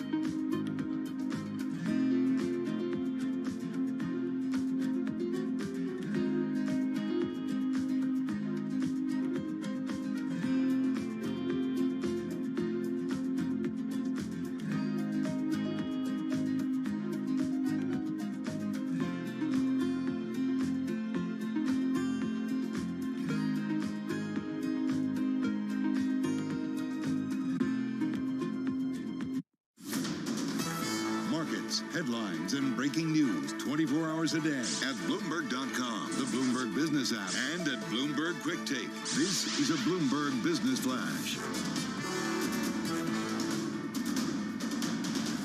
It's 3:21 on Wall Street. I'm Charlie Pellet. We check the markets all day long at Bloomberg. This update brought to you by Innovation Refunds. This is your daily reminder from Innovation Refunds. The ERC isn't alone. It's money your small to medium-sized business may be eligible to receive for keeping employees on payroll in 2020 and 2021. Get an estimate of your company's potential refund today. Learn more at getrefunds.com. Stocks lower across the board right now. Worst level of the session. Let's head right over to the First Word breaking news desk for today's afternoon call. Here he is, Bill Maloney. And good afternoon, Charlie. That's right. U.S. stocks under pressure today with the Dow currently down 263 points. S&P's dropped 52 and NASDAQ is lower by 1.9%. The U.S. 10-year yield at 3.55%. Gold is down 6, oil trading in the red, and Bitcoin is lower by 4%. Among the main 11 S&P sectors, all were trading in the red, led by losses in energy and tech. And leaders to the upside in the Dow, Goldman Sachs and Verizon, while J&J fell 4% and led to the downside. Speaking of J&J, an appeals court said that J&J can't use bankruptcy to end its cancer lawsuits. In other news, Twitter is set to make its first interest payment on the Musk buyout debt. And wrapping things up, some of the names pouring after the bell tonight include Whirlpool and NXP Semi. Live from the First Breaking News Desk, I'm Bill Maloney. Charlie? Okay, we thank you very much, Bill Maloney, and to hear live breaking news over at your Bloomberg. Type SQUAW on your Bloomberg. I'm Charlie Pellet. That is a Bloomberg Business Flash. All right, Charlie, thank you so much. So, Carol Masser, Tim Stanovic, live in our Bloomberg Interactive Brokers studio, streaming on YouTube and on Bloomberg Quick Take. And one of the names that is certainly on our radar and one of the stocks is Ford Motor Company. It's down about 2.8%. And this, Tim, what's going on at Ford, it's among our most read on the Bloomberg. Yeah, the headline hit this morning. Another automaker with EV price cuts. With the details on Ford, let's bring in Bloomberg News auto reporter Keith Naughton joining us via Zoom from Detroit. Keith, good to have you with us this afternoon. Cutting prices on the Mach-E. This is the electric version of the Mustang, and it's in response to Tesla. What are the details? Yeah, so this is Ford's biggest seller in its pretty small, for now, EV lineup. And it got Ford to be the #2 seller of EVs in the United States last year. Still miles and miles behind Tesla, but it's a position they want to hold on to. So after Tesla cut their prices, Ford has followed suit, and they cut the prices of their Mach-E lineup by an average of $4,500 per model. So they are trying to gain ground. The other thing they're doing is they're boosting production of the Mach-E down in Mexico by 67%. They plan to produce 130,000 of them this year. Okay, so increasing supply, cutting price, hopefully increasing demand. Help me understand the equation here, though, because, this is anecdotal, but I know a lot of people experience this. People who listen to us and have been listening to us know that my dad was on the waiting list for Mach-E for, gosh, 18 months or something, Carol. Yeah. He finally got it a few months ago. He loves it. But if people are waiting so long for these things, why do they feel like they need to cut prices? Well, that's a direct response to Tesla. They go up against the Model Y in particular because the Mach-E is kind of a crossover like the Model Y, and so they feel like they have to remain competitive with them so they don't lose market share.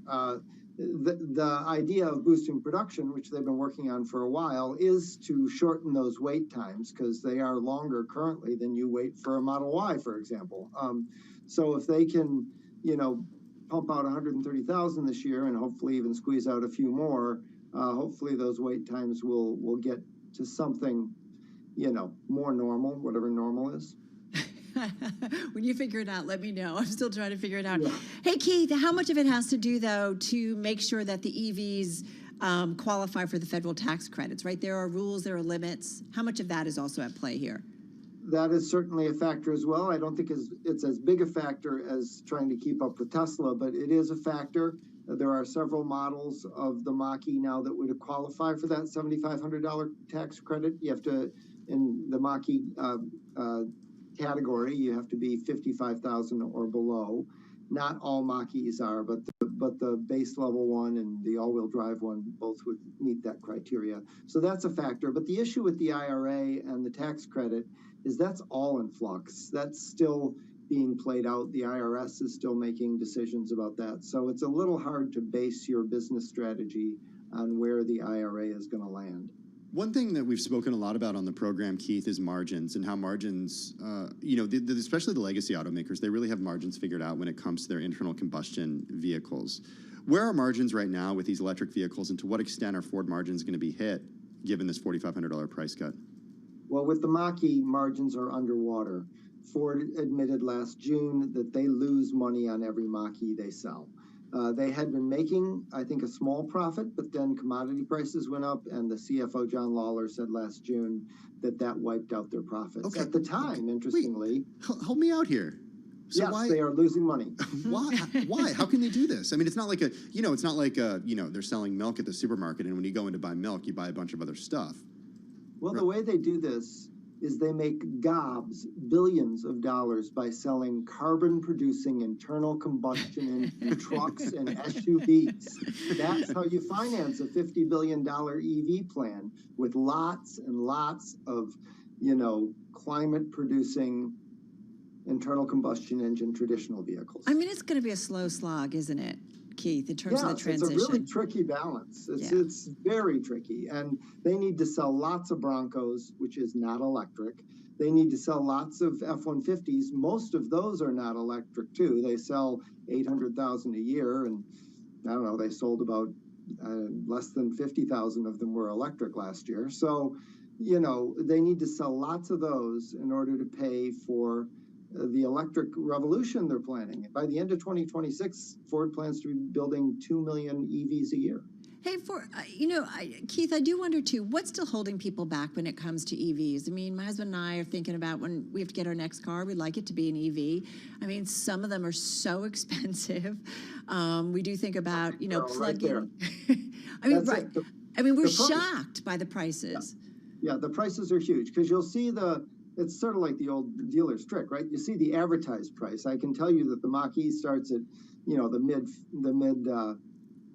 40s, but then you go to the showroom and, it's $20,000 higher than that. So the price of EVs right now is out of reach for most American car buyers. The average price of an electric vehicle is closing in on $70,000. So, I think what Elon very smartly is seeing is that he needs to protect his flank, and that, back to this margin discussion, he has the margin to do it.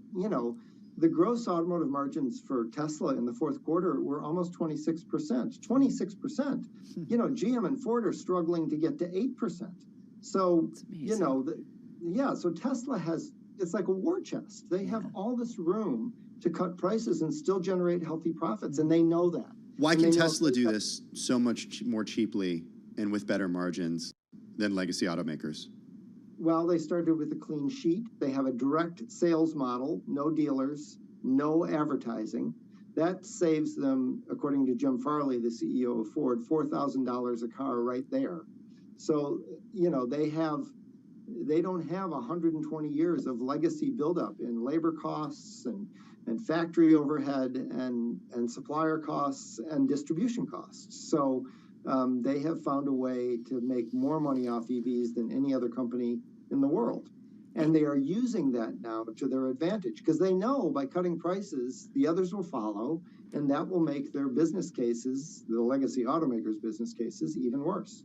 So is any of this going to ultimately slow the growth of the EV market? Analysts were saying that was going to happen anyway this year, that the growth would slow. It's still going to grow. I mean, it's growing fast. I'm not saying that there's suddenly some slowdown that's, really significant in the EV market, but it's not going to grow at the rates that it's been growing.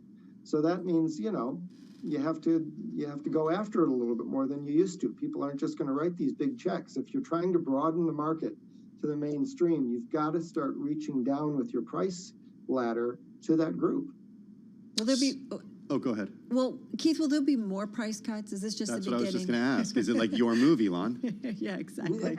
Absolutely, there'll be more price cuts. But I don't know if it'll have to be Elon. It could be. He has room, with those 26% gross margins. But no, I think, now Ford has blanked, and the other legacies will follow. VW and GM and all of those, Hyundai, all of those who are trying to make a dent in the EV market and have shown some early promise. I mean, the Hyundai and Kia EVs are really popular. Yeah, people really love those, Keith. Hey, before we let you go, is this why shares of Tesla are down more than 5% right now? Well, when Tesla cut its prices a couple of weeks ago, their shares fell, and the legacy automakers fell even more. Price cuts eat into profit margins. Investors don't like that. And Tesla's still up about almost 37% this year. It's had a nice little bounce. Yeah, nice little January. Keith Naughton, thank you so much. Auto reporter at Bloomberg News, joining us via Zoom from Detroit. Really a great explainer on what's going on at Ford and really more broadly the EV market when it comes to pricing. Joining us via Zoom from Detroit. Check him out on Twitter at Keith Naughton. That's Keith, Naughton. Ford shares down by 2.6% as well. And Ford, by the way, Carol, so far this year is only up 11%. Yeah, real difference. I mean, the Tesla, mind you, only, it was really right, only beaten in out. quotes. Outperforming the S&P 500. No, but it's interesting because we've been looking and it's like, holy moly, like how expensive these cars are. And it's not just either higher end maker. I mean, it's just. Don't forget the $800 to put in the charger after you buy the car. Oh, yeah, right. Don't forget about that. Got those add-ons. All right, right now, we got to add on some world and national news. Off to D.C. we go, and Nancy Lyons. Hey, Nance. Thanks, Carol.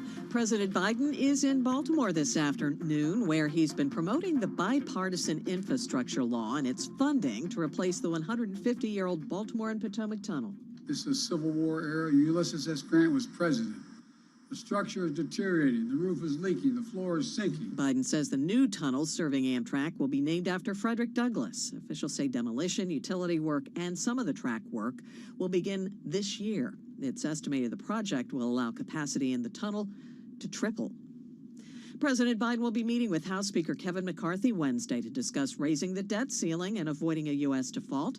Republicans want a deal that includes government spending cuts. The president has refused to negotiate over the debt limit. While House Republicans are pushing this week to roll back COVID pandemic emergency rules and regulations and to scrutinize the White House's COVID policies. Bloomberg's Amy Morris reports. Republicans say the pandemic-related emergencies have outlasted their usefulness. They'll debate 4 measures this week that block COVID vaccine requirement for healthcare workers, that would end the COVID public health emergency, that would require federal agencies to reinstate pre-COVID telework policies, and that would end the COVID national emergency. In addition, the House Oversight Committee on Wednesday will hold a hearing to probe government spending during the pandemic. Amy Morris, Bloomberg 99.1 and 105.7 FM HD2. The share of Americans who say they live paycheck to paycheck climbed last year, and most of the new arrivals in that category were among the country's higher earners. A survey from Lending Club and Payments.com finds about 64% of U.S. consumers are living paycheck to paycheck. Of those, about 8 million earn more than $100,000 a year. Global news powered by more than 2,700 journalists and analysts in over 120 countries. I'm Nancy Lyons. This is Bloomberg.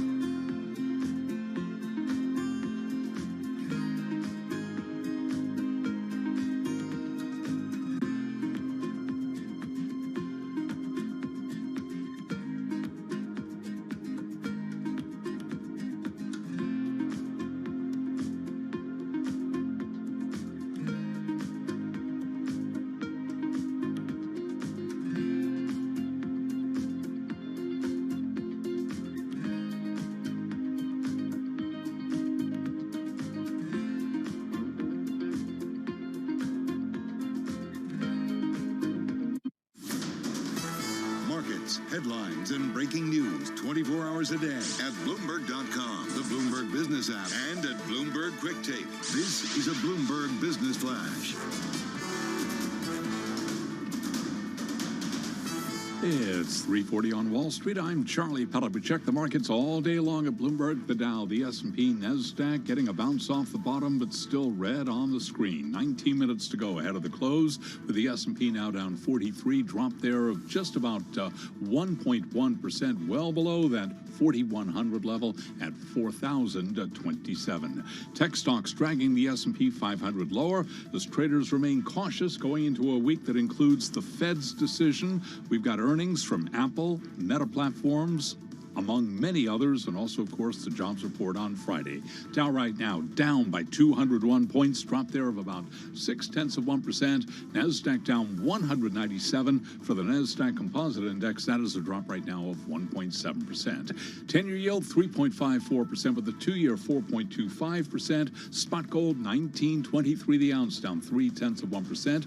A retreat for Bitcoin today. We're looking at Bitcoin down 4.5%, 22,714 on Bitcoin, and West Texas Intermediate crude down 2.2%, 77.93 a barrel. So for the month of January, the S&P 500 index is up more than 4.8%, NASDAQ up by about 9%, but are these gains overdone? Callie Cox is investment strategist at eToro USA Securities. Well, we think the air is getting thin up here for sure. I mean, we're optimistic. We're hoping the economy can avoid a recession, but we want to be realistic here. So we're telling customers to really look at value at this point. I mean, we all know sectors are moving at different paces right now and are kind of going through their own sector level stories. So, you know, we tell people to take a step back and really look at those cheap cyclicals if you believe that the economy could avoid a recession. SoFi Technology shares are surging after the online lender reported a smaller loss than analysts predicted. SoFi shares up by about 12%. Amgen cutting around 300 of its U.S. employees. This according to Reuters, citing the company. Amgen shares down 0.9%.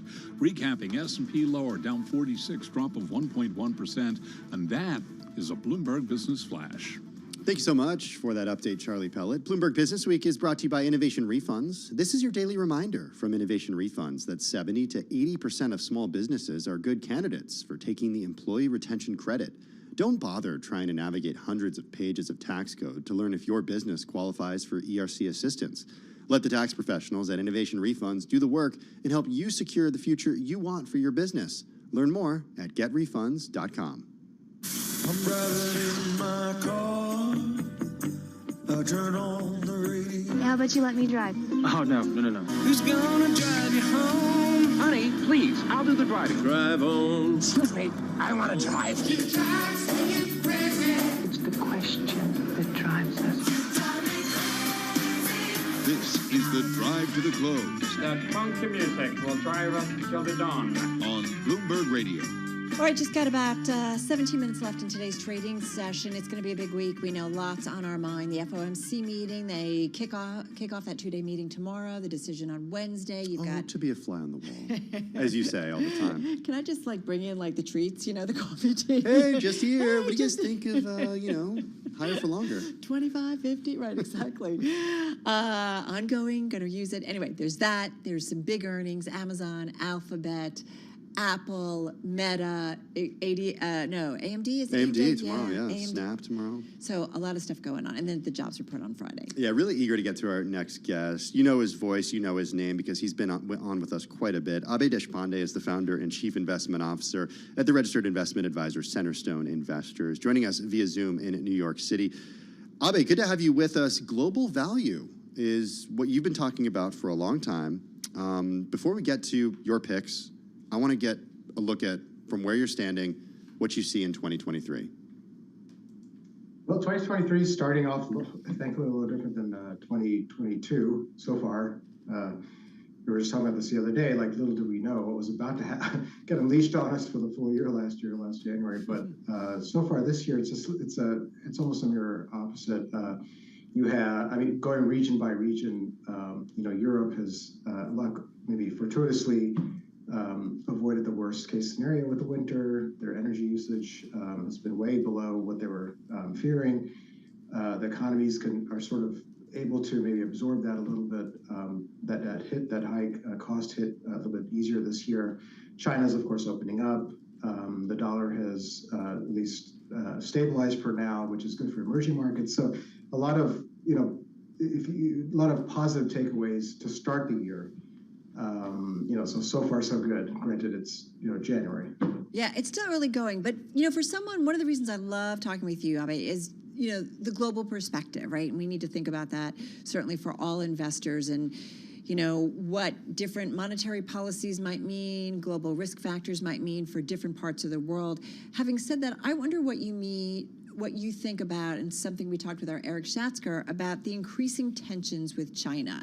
And there was a headline just a few minutes ago about how the Biden administration is considering cutting off Huawei technologies from all of its American suppliers, including Intel and Qualcomm, as the U.S. government intensifies a crackdown on the Chinese technology sector. And then we just had Bloomberg a few days ago talking about how specifically the Dutch and Japanese are joining the U.S. in banning advanced chip technology exports to China. Are we seeing that dividing up of the world happening, that kind of tech Great Wall? Yeah, I mean, we had been kind of giving people a heads up on this, like 5-6 years ago.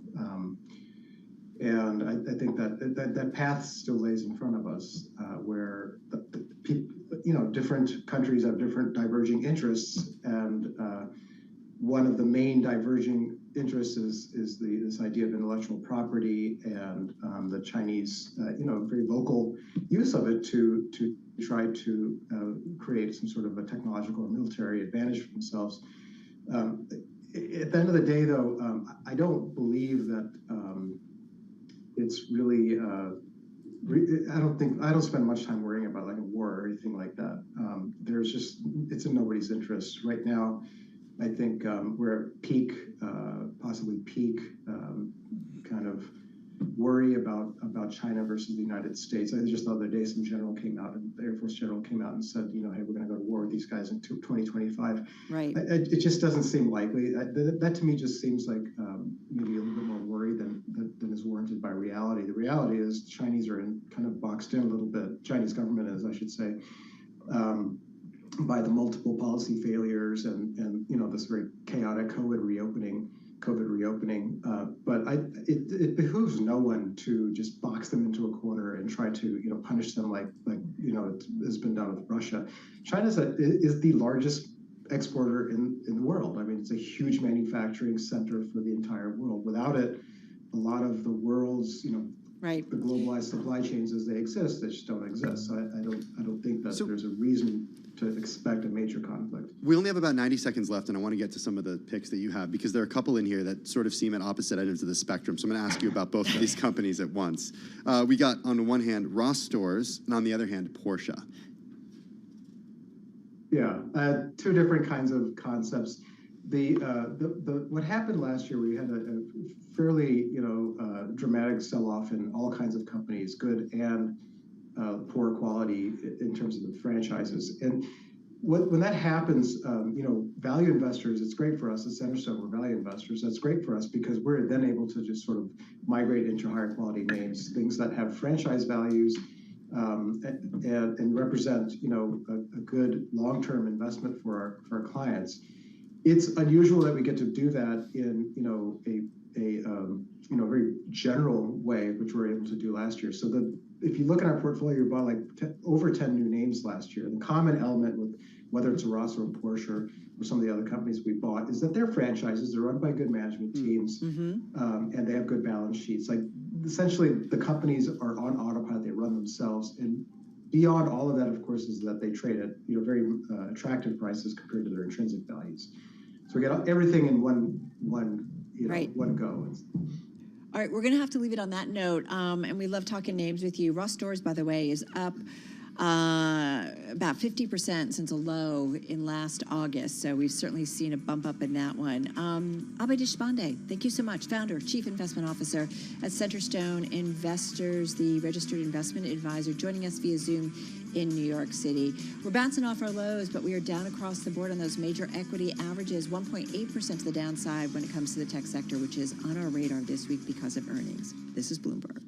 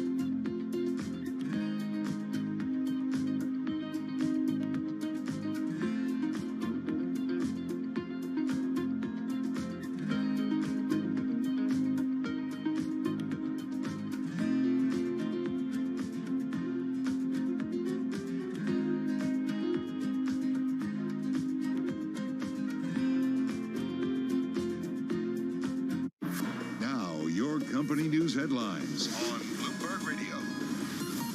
From Bloomberg World Headquarters, I'm Charlie Pellet. 3:53 right now on Wall Street. Federal Appeals Court has ruled that Johnson & Johnson cannot use bankruptcy to resolve more than 40,000 cancer lawsuits over its baby powder.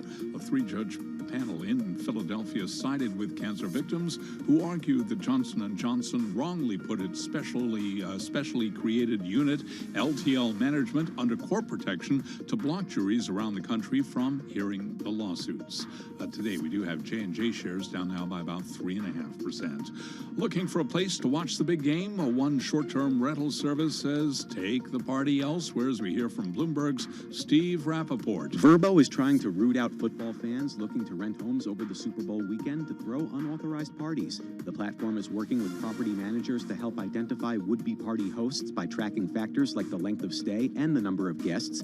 If a booking is flagged as high risk, Verbo will notify the host and allow them to cancel the booking without a penalty. Verbo will also send alerts to guests reminding them of the no-party policy. Vacation rental companies are gearing up for a flood of visitors to Phoenix for the Super Bowl. Airbnb has already reached out to law enforcement agencies for assistance. In New York, I'm Steve Rappaport, Bloomberg Radio. And Verbo is a part of Expedia. Expedia shares down now by about 0.6%. Sources say Twitter has made its first interest payment under Elon Musk after the billionaire took the social media company private last year using about $12.5 billion of stock. I'm Charlie Pellet. Those are the company stories we're watching. This is Bloomberg.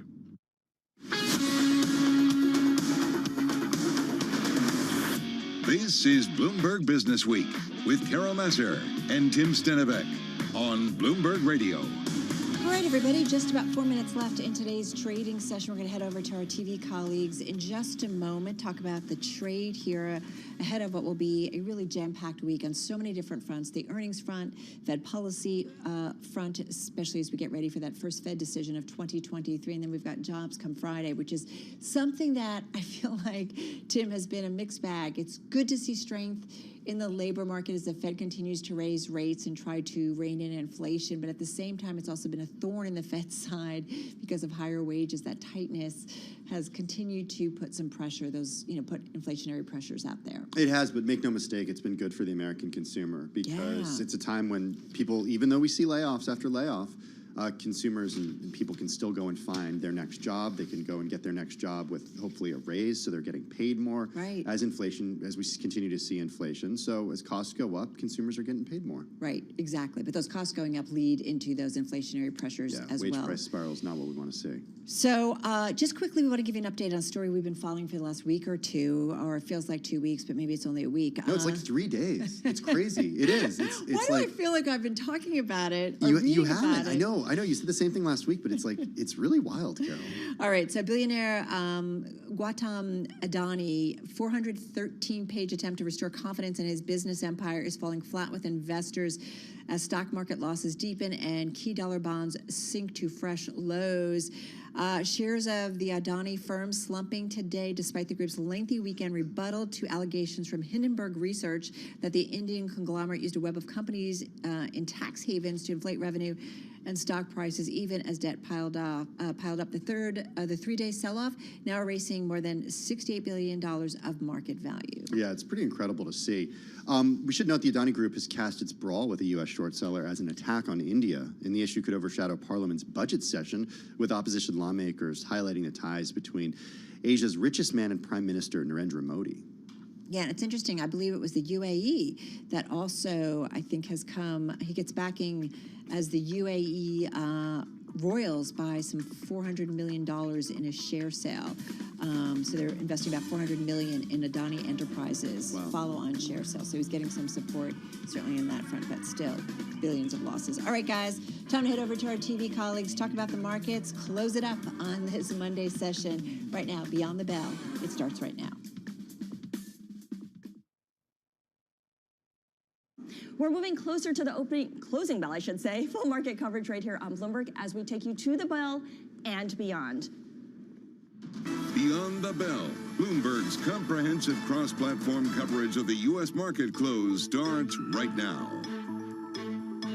We are about 2 minutes away from the end of the trading day. Scarlett Fu and Kriti Gupta here with you, counting you down to the closing bell. And of course, joining us as always with the Global Simulcast is Carol Massar and Tim Stanovic, bringing together our Bloomberg television, radio, and YouTube audiences worldwide to parse through the most crucial moments of the trading day.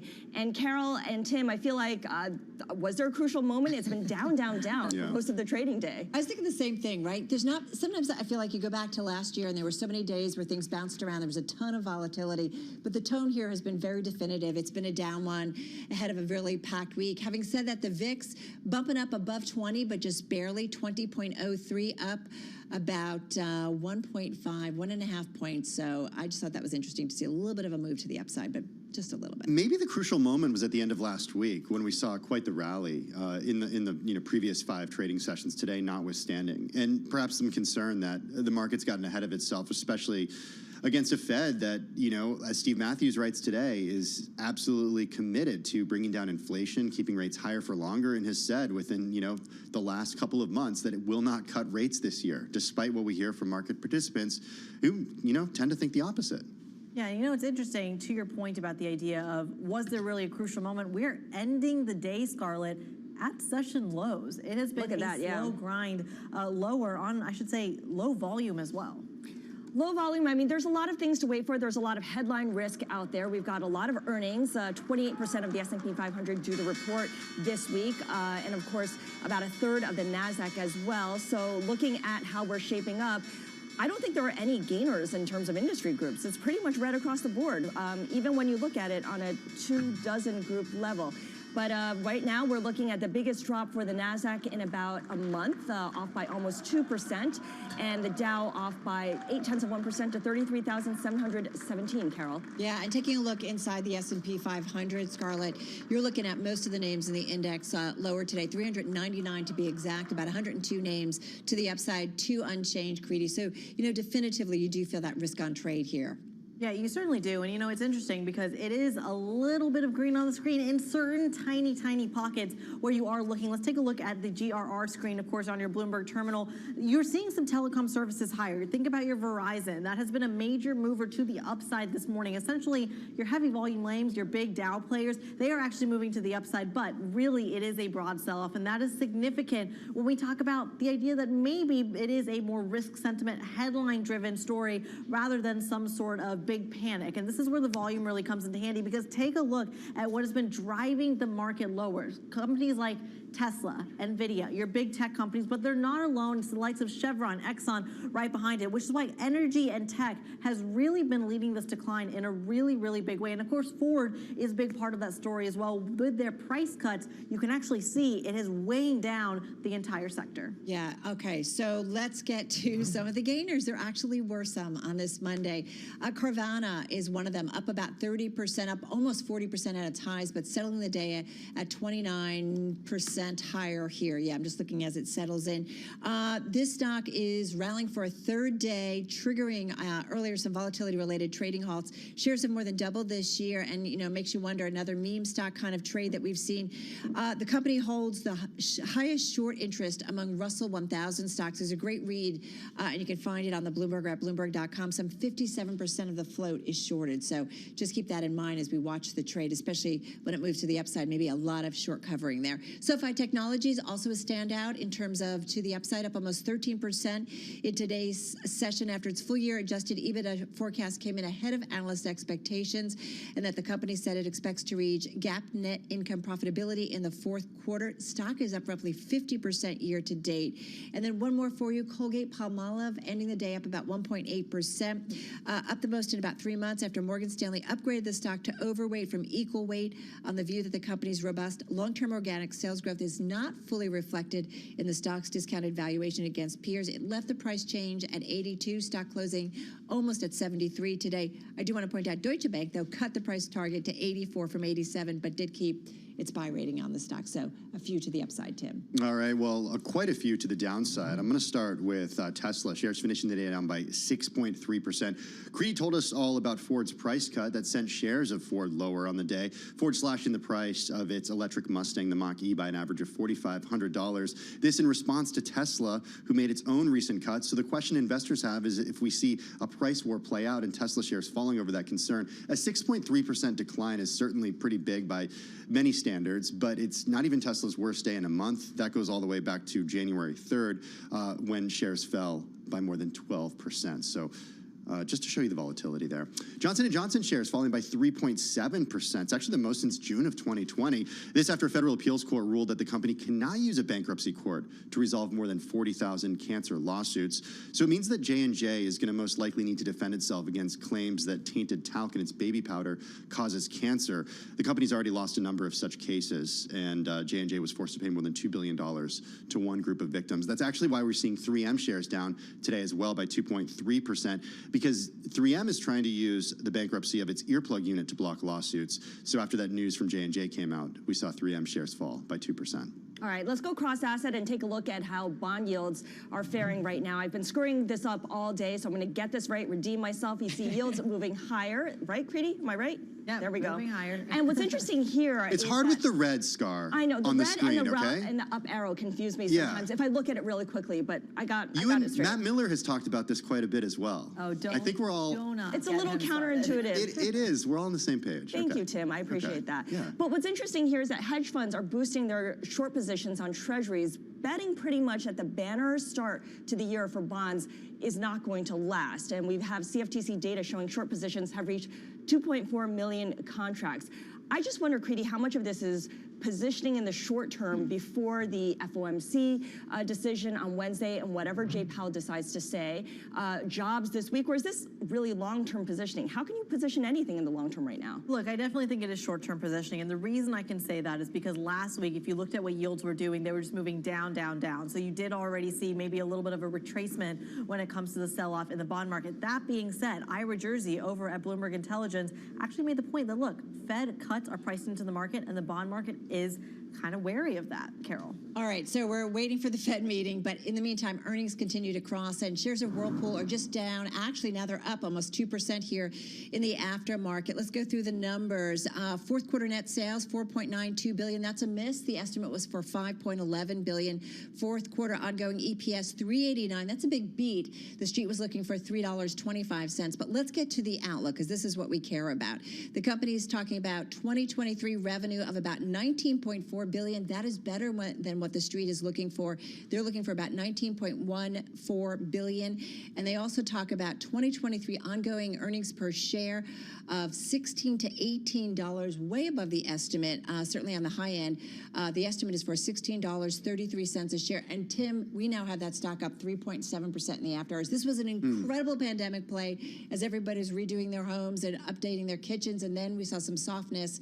Well, it looks like numbers are getting stronger again. Well, digging into the commentary in the press release, we see the company's chairman and CEO saying that's Mark Bitzer saying that in 2023 we will reset our cost structure and expect to deliver 800 to 900 million of cost benefit. This new cost structure, combined with the expected demand recovery during the second half of the year, has Whirlpool well positioned to deliver sustained shareholder value.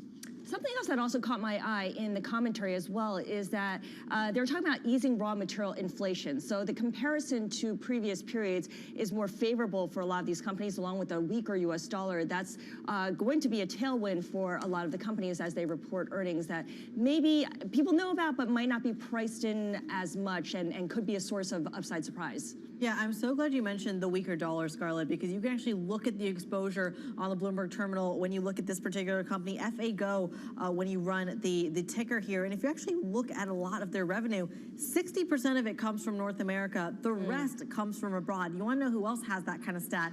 Microsoft, McDonald's, a lot of the other companies that are exposed to that dollar. If you start to see some weakness in the greenback, this is a company that would benefit. All right, Whirlpool continuing to kind of bounce around a little bit, but certainly to the upside, up still about about 2.8% in the after hour. I think another key metric is free cash flow, always important. And the company sees 2023 free cash flow of about $800 million. The estimate was for 653.1. So talks to the amount of profitability and the amount of money coming in, and that's certainly a strong metric. Okay, so we got Whirlpool, but we got many more to go this week, Scarlett. We got Spotify in the morning, we got Caterpillar as well, and then we're getting Snap in the afternoon, AMD too, and that just kind of gives a preview of what we have this week, which of course includes Meta, Apple, and more. Yeah, that's a climax, right? On Thursday, when you've got 29% of the NASDAQ 100 reporting, really setting the tone and giving us a kind of definitive roadmap in terms of how they're going to deploy their cash, how they're going to manage through this slowdown and get to the other side. Yeah, Gina Martin Adams saying, don't forget technology, biggest part of the S&P 500, weakest part though of the S&P communications component, especially like the media companies, but just talk more broadly that a lot of these valuations are still really high. So we'll see what kind of a reset we get as all of these big tech names report a little bit later on. All right, guys, that's a wrap. Our cross-platform coverage, radio, TV, YouTube, and on Bloomberg Quick Take. Beyond the Bell. We will see you again, same time, same place tomorrow.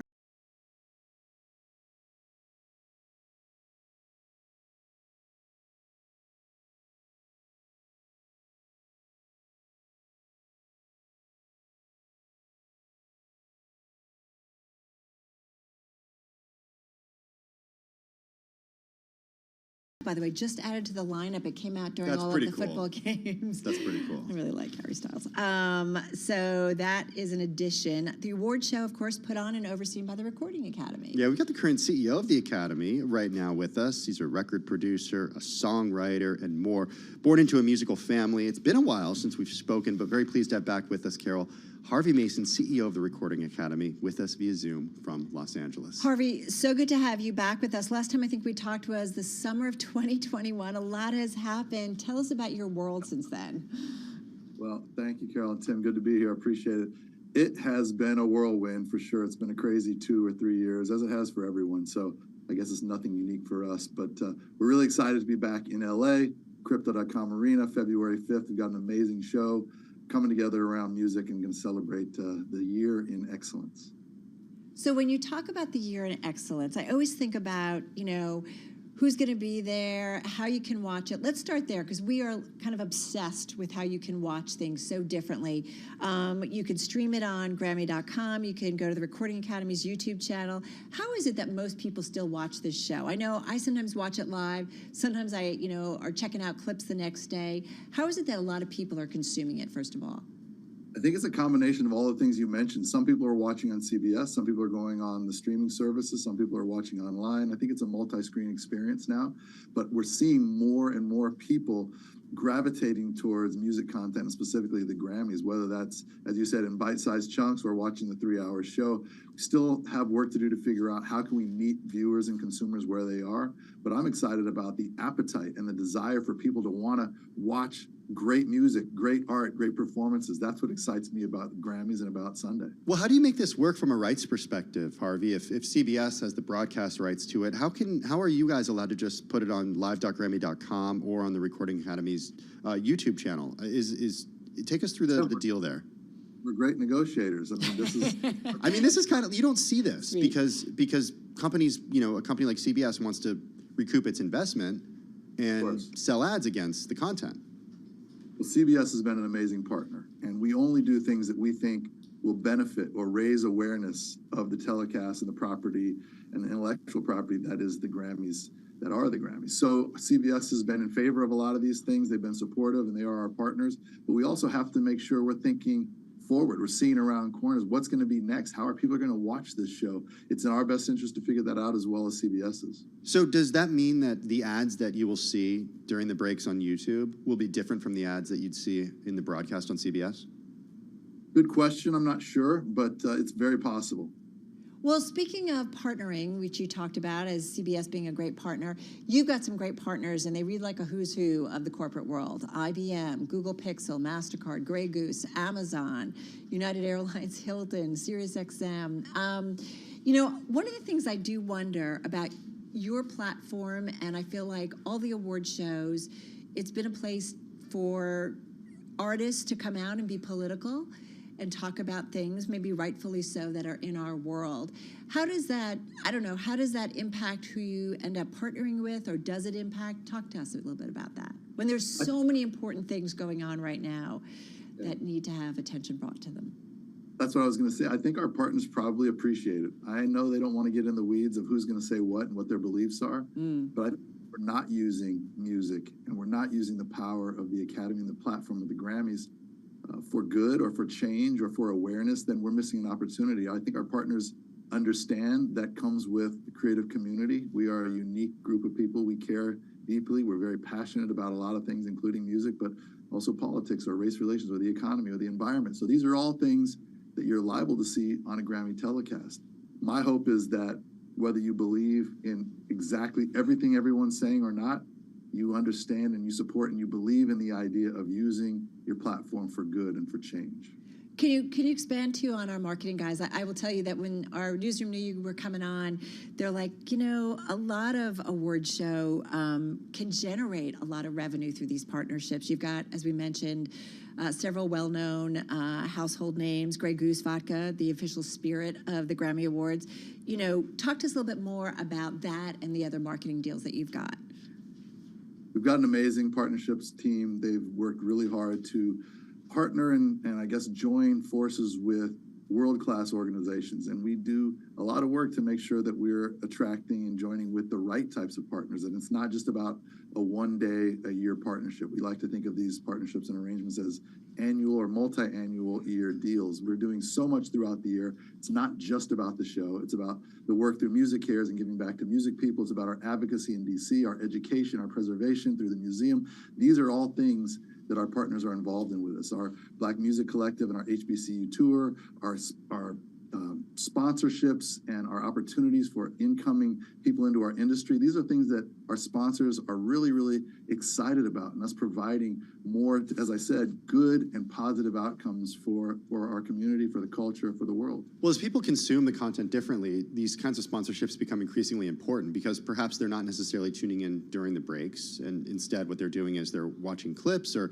they're watching in live, and then they'll put something else on during the break, as many people do. So give us an idea, Harvey, of the other types of partners that you have, the way you integrate brands into the content, and if you can, please just give us some numbers. I mean, we're Bloomberg, so how much are these brands paying for this type of association?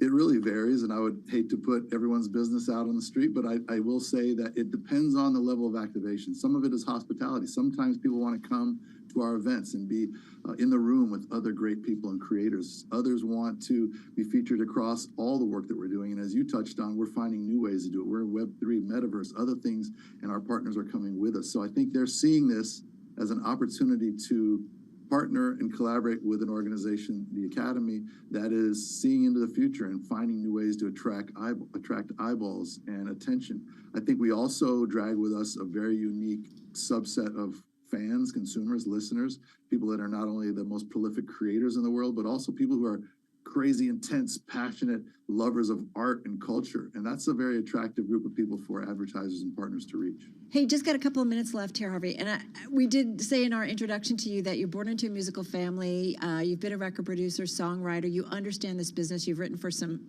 heavyweights and been involved with some heavyweights in the industry. What do you make of kind of the business of the music industry, which increasingly you have people like Taylor Swift and others really taking control of their brand and their music? You've got a lot of artists selling their brands, whether it's to private equity and other investors. Good or bad in your view? That's a whole show, Carol. We should do another talk. I love it.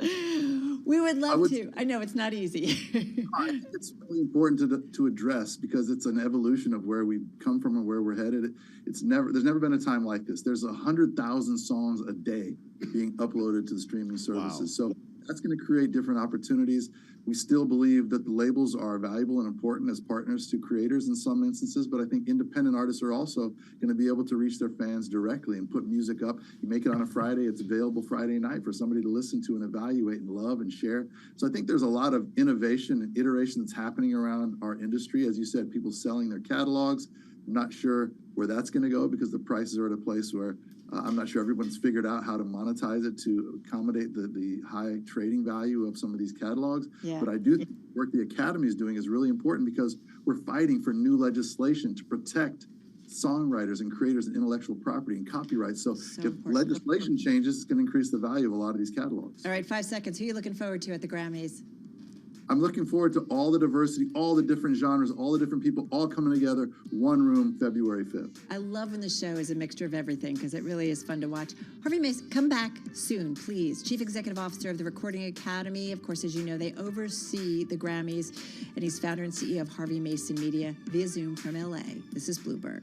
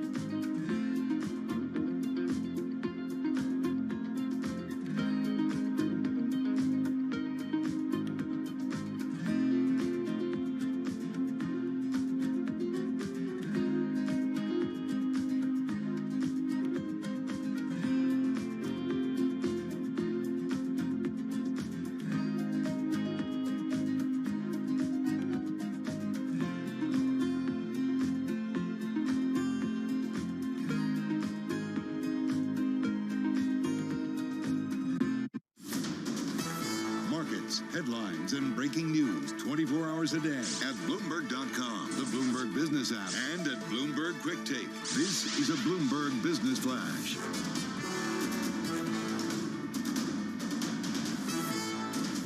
It's 4:21 on Wall Street. I'm Charlie Pellet. We check the markets all day long at Bloomberg. Tech stocks dragged the S&P 500 lower today. The Dow, the S&P, NASDAQ all finished in the red.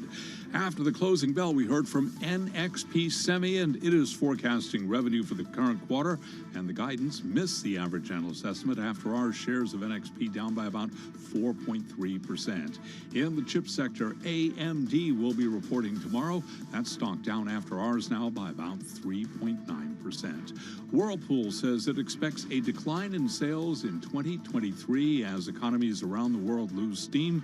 At the same time, easing raw material costs are expected to provide some relief. Right now, we have got shares after hours of Whirlpool up by roughly 3%. Today, the S&P down 52, drop there of 1.3%. The Dow up down 260 today, a decline there of 0.8%. NASDAQ down as well today. NASDAQ Composite Index lower by 2%. 10-year down 10/30 seconds. 10-year yield 3.54%. The 2-year 4.23%. Spot gold down 0.3%. 19.22 the ounce. West Texas Intermediate crude down 2.5%. 77.70 a barrel. I'm Charlie Pelleton. That is a Bloomberg Business Flash. Thank you so much for that update, Charlie Pellet. Really appreciate it. Bloomberg Business Week is brought to you by Innovation Refunds. This is your daily reminder from Innovation Refunds. It is time to take advantage of the newly extended Employee Retention Credit. Innovation Refunds has helped small and medium-sized businesses impacted by COVID-19 claim over $3 billion in refunds, and they are standing by to help your business get back the money it may be eligible to receive. Learn more at getrefunds.com. All right, just crossing the Bloomberg terminal. This is coming from Bob Bakish of Paramount, the CEO. Right now, Bakish is commenting in a memo to staff that Showtime will merge with Paramount Plus streaming service. So again, what we were expecting, I know, it's not a big deal. Not entirely that surprising. Yeah, no. We actually just subscribed to Paramount Plus and Showtime, and as a bundled deal. Right. And these two companies, after coming back together, right? It makes sense. It makes sense. Yeah, and you're gonna see this where they're gonna, no pun intended, but streamline some of their offerings, especially of the same company. It's also how we watched speaking of sports, it's also how we watched the Bengals game last night. On Paramount Plus. That's how you watched it. Yeah, and it's not so frequent these days, or even a few years ago, that you were able to watch live content on these apps, especially content that is live sports. Right, especially sports, and they've been aggressively going after it. All right, watching that, just some headlines crossing we wanted to bring to you. We also wanted to bring to you someone we caught up with back in December when we were live from the Stanford campus to mark the Stanford Graduate School of Business being named once again by Bloomberg Business Week as the top MBA program in the U.S. We had a conversation live on air, and we knew, Tim, we wanted to talk a little bit more with him. It's Paul Oyer, Senior Associate Dean at the Stanford Graduate School of Business, Professor of Economics, also the author of An Economist Goes to the Game, How to Throw Away $580 Million, and other surprising insights from the economics of sports. He joins us via Zoom from Stanford, California. Professor Oyer, good to have you back with us. How are you? Great to talk to you again. Yeah, thanks for joining us. We promised we'd do more with you, and we're eager to have you back this afternoon because we got so much to talk about, especially with regard to your book. But before we get to your, what's in the book, I want to know what got you to write this book. What was the number that you ran across that this light bulb went off in your head and you said, okay, there's so many inefficiencies when it comes to the way that people think about sports. It could fill a book. Yeah, I don't think there was any one moment, although if maybe it was thinking about kids sports. The first chapter is youth sports, which may have been what really drew me into this, having kids and taking them to do sports and thinking about whether that was a good use of resources or not. So I think that may have really gotten me into it. Also, when I started the book, my son was in college, and he helped me with a lot of the original research, so it was a good chance for us to work together. He doesn't have much interest in economics, but he has a lot of interest in sports, so it was a good chance to get to spend time with him while calling it work. Well, go ahead. Wait, is your kid a pro athlete? Sorry, no. Okay. He was on the Gunn High School baseball team. The reason I ask is because the first chapter is, should you help your kid become a pro athlete? Yeah, you should not. Well, it depends. That's the point of the chapter is it depends. But for most kids, the answer is no. You don't want to. It's not the best use of funds to try to help your kid become a pro athlete. It is kind of shocking, though. I have to say, I remember when we talked with you, that really resonated with me because, I've seen it in people I know where they're like, Johnny or Susan, they're going to be the best and they're going to go pro and da-da-da-da-da, and they never do. Because the odds are stacked against them. And I just find it interesting and troubling. Well, it is troubling if you give up other things. Yeah. So if you sort of do it as, I'm going to learn a lot, I'm going to really focus on sports, and that will help me be more disciplined and other things that might come out of it. There's not a lot of evidence that that helps you in the labor market later in life, by the way. But at least if you don't go all in, you can see the argument for it. What if it helps you get into college? Right. That is a big, so I think that if you're going to make the case for investing in your sports career as a kid, I think you need one of two things. You either need to argue it's going to help you get into college. And one of my economist friends says, if you're going to do that, you should get your kid into fencing. That fencing is a particularly good way to help you get into a good, an elite college. So getting into college is one thing. And in the book, I go into that. Of course, it's hard to even show a lot of evidence that there's a big advantage to that, because it might get you into a slightly better college, but economists generally aren't sure that the quality of the college on the margin makes that much difference. So if the same kid goes to Ohio State or Harvard, it's not a complete given that it has a big difference on their outcomes. And yet you do say, what if your kid is Kevin Durant? And so that's the other. So I said there were two reasons you might do it. One is college, and the other is if your kid is 6'8" and very coordinated at age 13, then the odds change dramatically. So Kevin Durant is a wonderful example that I go into in the book, because he has a bunch of things in favor of him becoming a star. One is, well, the reasons he became a star was his physique, just the fact that he's such a gifted athlete and he happens to be 6'8" tall. As the basketball players say, you can't learn tall. So he had that advantage going for him. But the other thing about Kevin Durant is the calculus is slightly different if you come from a background where your labor market prospects may not be as great. And so given how hard it is to move up the socioeconomic ladder in the United States for reasons you've probably talked about on your show before, the economic mobility isn't what we would hope it would be. And so if you come from a really tough background, sports might look like a better way to really jump to a higher income distribution relative to more traditional ways in the labor market. And Kevin Durant came from a very humble background, and if you just sort of statistically looked at what his future might have been like without sports, it may not, it wasn't a rosy picture. Yeah, I think of Venus and Serena Williams. I mean, and they obviously had a dad that was very driven and a family that was supportive, and it was a tough background. But it's, you wonder how much of it is it because of the dad and pushing them, how much of it was just, natural skill. I mean, there's a lot that has to be taken into consideration. Can you answer that, yeah, Professor? The nature versus nurture debate here? Well, yeah, I mean, I think it's easy to answer it in basketball, because the answer is if you're 6'8", your odds of getting to the NBA are just like wildly higher than if you're 6 feet tall. So in the book, I talk about Russell Westbrook, who went as a kid into much the same investment mode as Kevin Durant. His family went all in on basketball. And of course, it paid off for both of them. But if you looked before they made those investments, Kevin Durant probably made a rational investment. Russell Westbrook probably got lucky, meaning there are tons of athletic 6-foot kids, and the vast majority of them never get to the NBA. There are not that many 6'8", 13-year-olds, and a substantial fraction of them get to the NBA. So Venus and Serena, again, probably, obviously it worked out amazing, but if you were to just try to run the numbers, was that a good investment beforehand? I think you would have to say it wasn't, but it just paid off. It did end up paying off really well, obviously.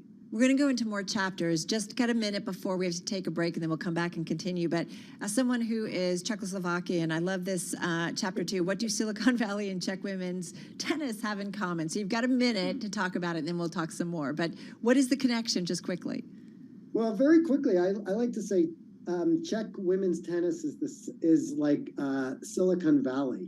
There's not a natural reason why Czech women should be so great, but there's a combination of historical accidents and then these network effects where the Czech women sort of push each other, Czech girls push each other so hard that they end up becoming just great tennis players. There's no natural reason they should be any good. You know, if you look at why are Norwegians so good at cross-country skiing as I do in the book, there's a lot more of a natural reason for that. Right. But economic networks and economic competition really can lead to dynasties. What about the weather as well? Well, the weather doesn't work for the Czech story. It certainly works. It works for the Norwegian story. I know what the answer is because my family used to kid that Czech women were strong like bull. So that's why. No, I'm just kidding. But we did used to say that at home. Paul, we're going to come back with you. Paul Oyer over at the Stanford Graduate School of Business talking about his book, An Economist Goes to the Game. We're going to continue this conversation. So fun to go through this. We'll be back with him in just a moment. Let's get a check on the latest world and national news. Nancy Lyons is in her 99.1 newsroom in Washington, D.C. Hey, Nance. Thanks, Tim. A 6th Memphis Police Department officer has been disciplined for his involvement in the brutal beating and arrest of Tyree Nichols. Memphis police say Officer Preston Hemphill was suspended shortly after the January 7th arrest of Nichols, who died 3 days later. Secretary of State Antony Blinken is urging calm between Israelis and Palestinians following days of climbing tensions and violence. Blinken is traveling in the Middle East. He met with Israeli Prime Minister Benjamin Netanyahu today, and he meets with Palestinian Authority President Mahmoud Abbas tomorrow. Well, China is warning House Speaker Kevin McCarthy not to visit Taiwan. A foreign ministry spokeswoman did not mention the new speaker by name, but she was asked about a report last week that McCarthy is planning a trip. We get more from Bloomberg's Anne-Marie Hordern in Washington.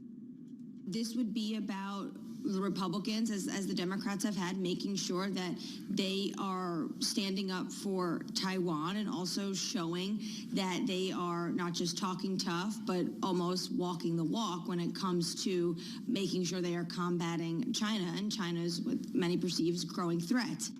Again, Bloomberg's Anne-Marie Hordern. Well, much of the East Coast could be at risk of a gasoline shortage just in time for the peak summer driving season. We got more on that from Bloomberg's Nathan Hager. The European Union's upcoming ban on Russian fuel could choke off backup gas supplies in this country. The ban kicks in this Sunday. It will put a strain on how much gas the EU can make for itself or the East Coast, which is relying more and more on transatlantic imports in the summer. Seasonal gas stockpiles in this country are already at their lowest levels in a decade, and heavy winter maintenance at refineries could add even further to the strain. In Washington, I'm Nathan Hager, Bloomberg Radio. Global news powered by more than 2,700 journalists and analysts in over 120 countries. I'm Nancy Lyons.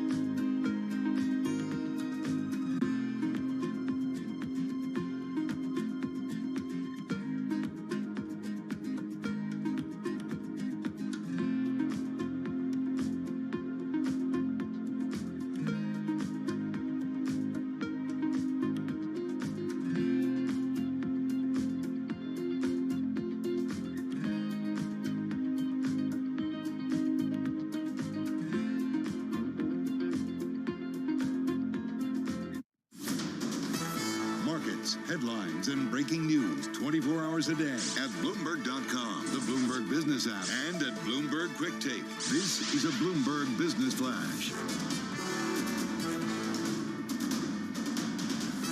It's 4:40 on Wall Street. I'm Charlie Pellet. We check the markets all day long at Bloomberg. Earnings after the bell include Whirlpool that expects a decline in sales in 2023 as economies around the world lose steam. At the same time, Whirlpool says easing raw material costs are expected to provide some relief. Whirlpool right now is up by about 2.6%. NXP Semi forecast revenue for the first quarter, and that guidance missed the average analyst estimate. After hours, NXP Semi down by roughly 4%. AMD will be reporting this morning. AMD down after hours by about 3.9%. Down day on Wall Street with the Dow, the S&P, and NASDAQ all finishing the day not only in the red, but at session lows. We had the S&P down 52 points today, down 1.3%. The Dow down 261. NASDAQ down 227, a decline for NASDAQ of 2%. 10-year yield 3.54%, with the 2-year yielding 4.23%. Stocks turn cautious. Investors turn cautious going into an eventful week that includes the Fed's rate decision and a slew of big tech earnings. And Lindsay Pieggs at Stifel Nicholas sees the Fed keeping restrictive policy in place. With inflation still too high, it's very clear that the Fed still has a ways to go. But that being said, I think the Fed has been very clear that it's willing to slow its pace of ascension.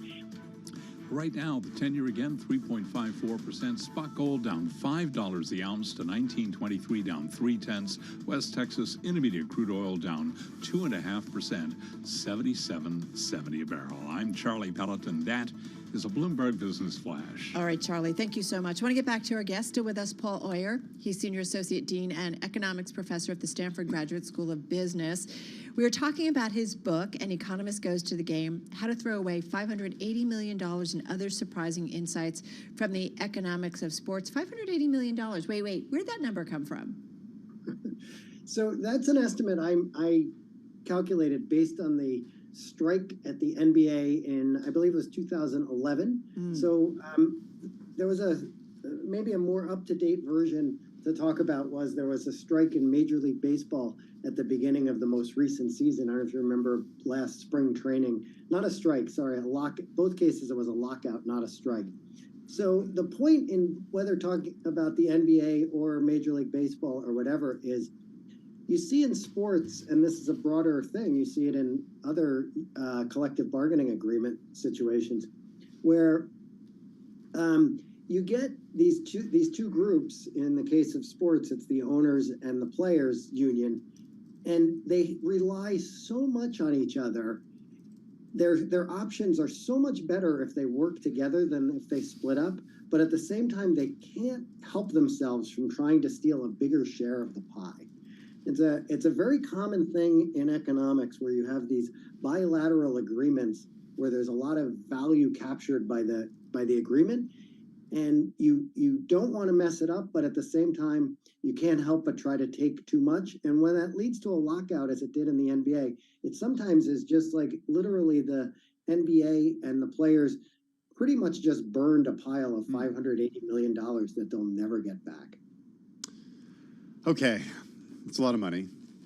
I want to talk cheating. I want to talk cheating. Let's go there. Okay. There's an entire chapter in your book dedicated to cheating.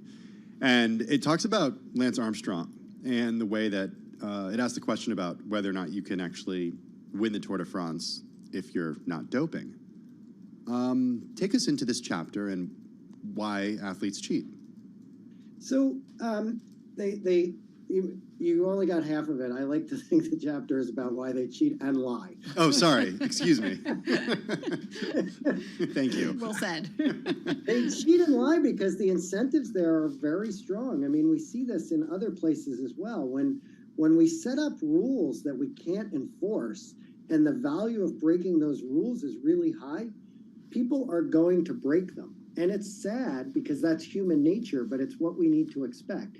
And, you know, there was a period of time, I don't know, maybe the testing is better now, but there was a period of time where you had to cheat to win the Tour de France and to win certain sprinting events in track and field. It's just, every single person who won over a long period of time in both those sports was taking steroids and lying about it.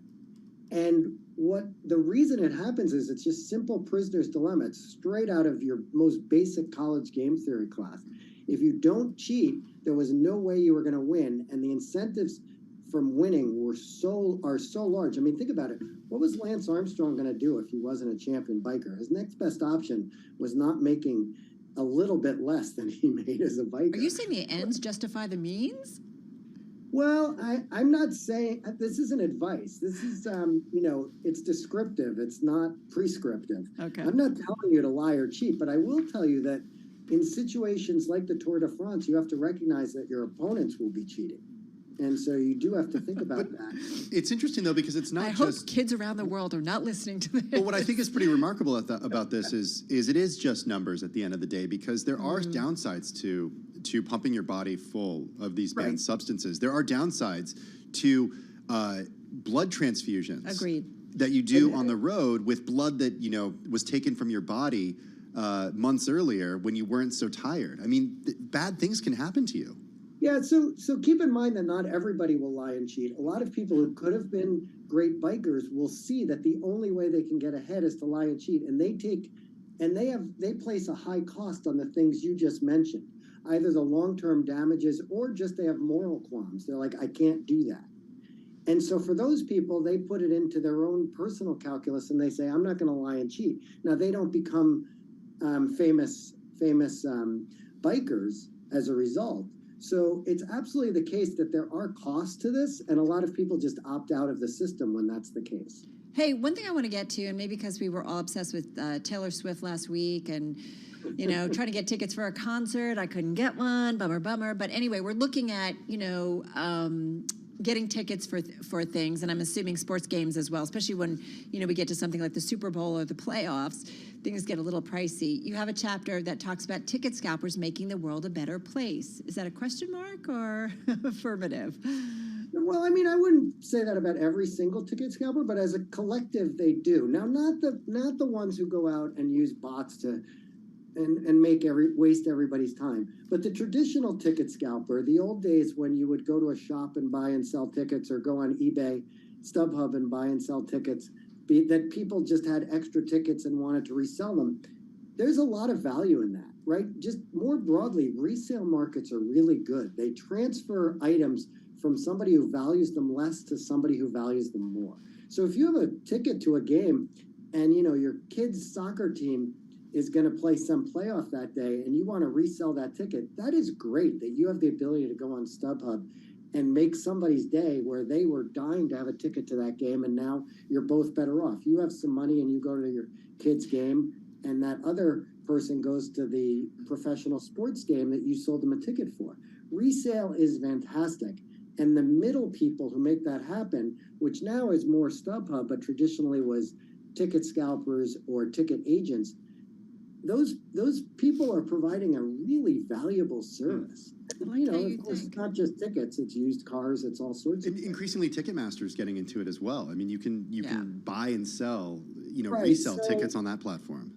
Yeah, and so therein lies the problem, right? With Ticketmaster, I'm not as crazy about Ticketmaster and some of what's going on there, because what happened is traditional ticket scalping, where you have a vibrant and fragmented market with a lot of competition, that's good. Right.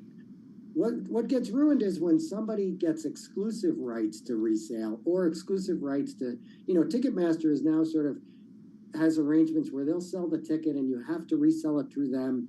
And that I'm not as excited about, because then you start having more pricing power in the part of a single entity.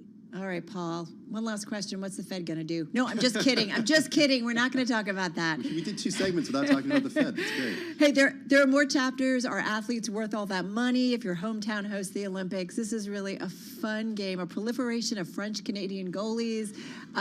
Such a fun read, and just plays into, we talk about the business of sports all the time, and there's a lot of really thoughtful chapters in his book. Paul Oyer, thank you so much. Fun to catch up with you again. He is Senior Associate Dean, Economics Professor at the Stanford Graduate School of Business. Check out his book, An Economist Goes to the Game, How to Throw Away $580 Million and Other Surprising Insights from the Economics of Sports, right here on Bloomberg.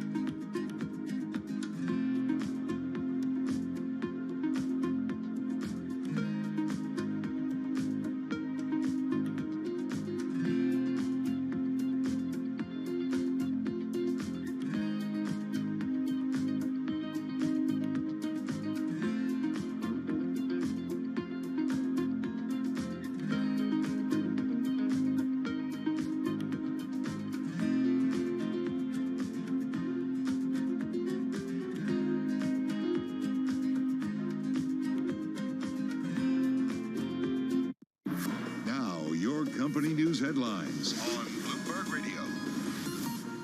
From Bloomberg World Headquarters, I'm Charlie Pellet. 4:53 on Wall Street. Whirlpool says it expects easing raw material costs to provide relief to profitability in 2023, even as economic activity loses steam. Shares higher after hours.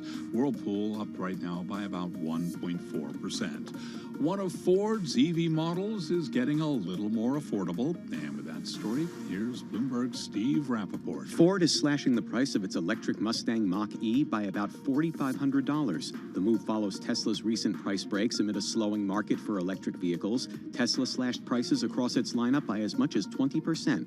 The lowest-priced Mach-E now starts at nearly $46,000. Ford is investing $50 billion to develop and build electric vehicles with a goal of rolling out 2 million a year by the end of 2026. In New York, I'm Steve Rappaport, Bloomberg Radio. And today we saw Ford shares down 2.9%. EV rival Tesla lower today by 6.3%. A federal appeals court has ruled that Johnson & Johnson cannot use bankruptcy to resolve more than 40,000 cancer lawsuits over its baby powder. The three-judge panel in Philadelphia sided with cancer victims who argued that J&J wrongly put its specially created unit, LTL Management, under court protection to block juries around the country from hearing the lawsuits. And sources say Twitter made its first interest payment under Elon Musk after the billionaire took the social media company private last year using about $12.5 billion of debt. Those are the company stories we're following this hour. This is Bloomberg.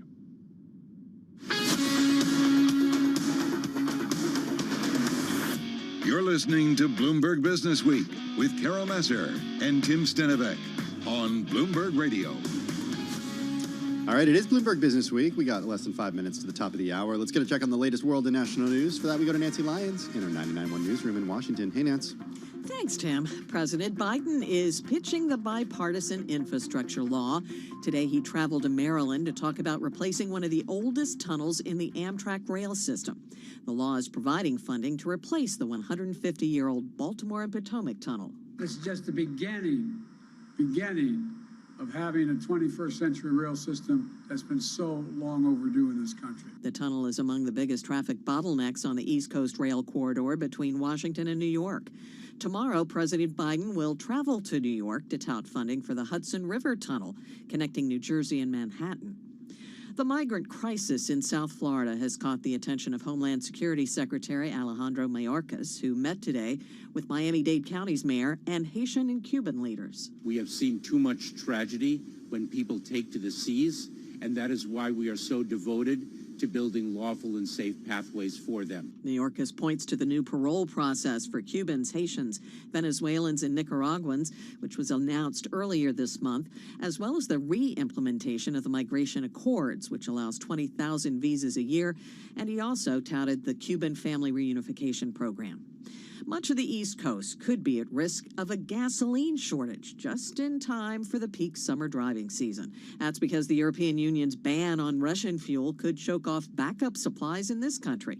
That ban kicks in this Sunday. Seasonal gas stockpiles are already at their lowest level in a decade, and heavy winter maintenance at refineries could add even more to the strain. Bobby Hull, the Hall of Fame hockey forward and two-time NHL MVP, has died at the age of 84. He helped Chicago Blackhawks win the 1961 Stanley Cup. He was one of the most prolific scorers in NHL history, leading the league in goals 7 times. He was nicknamed the Golden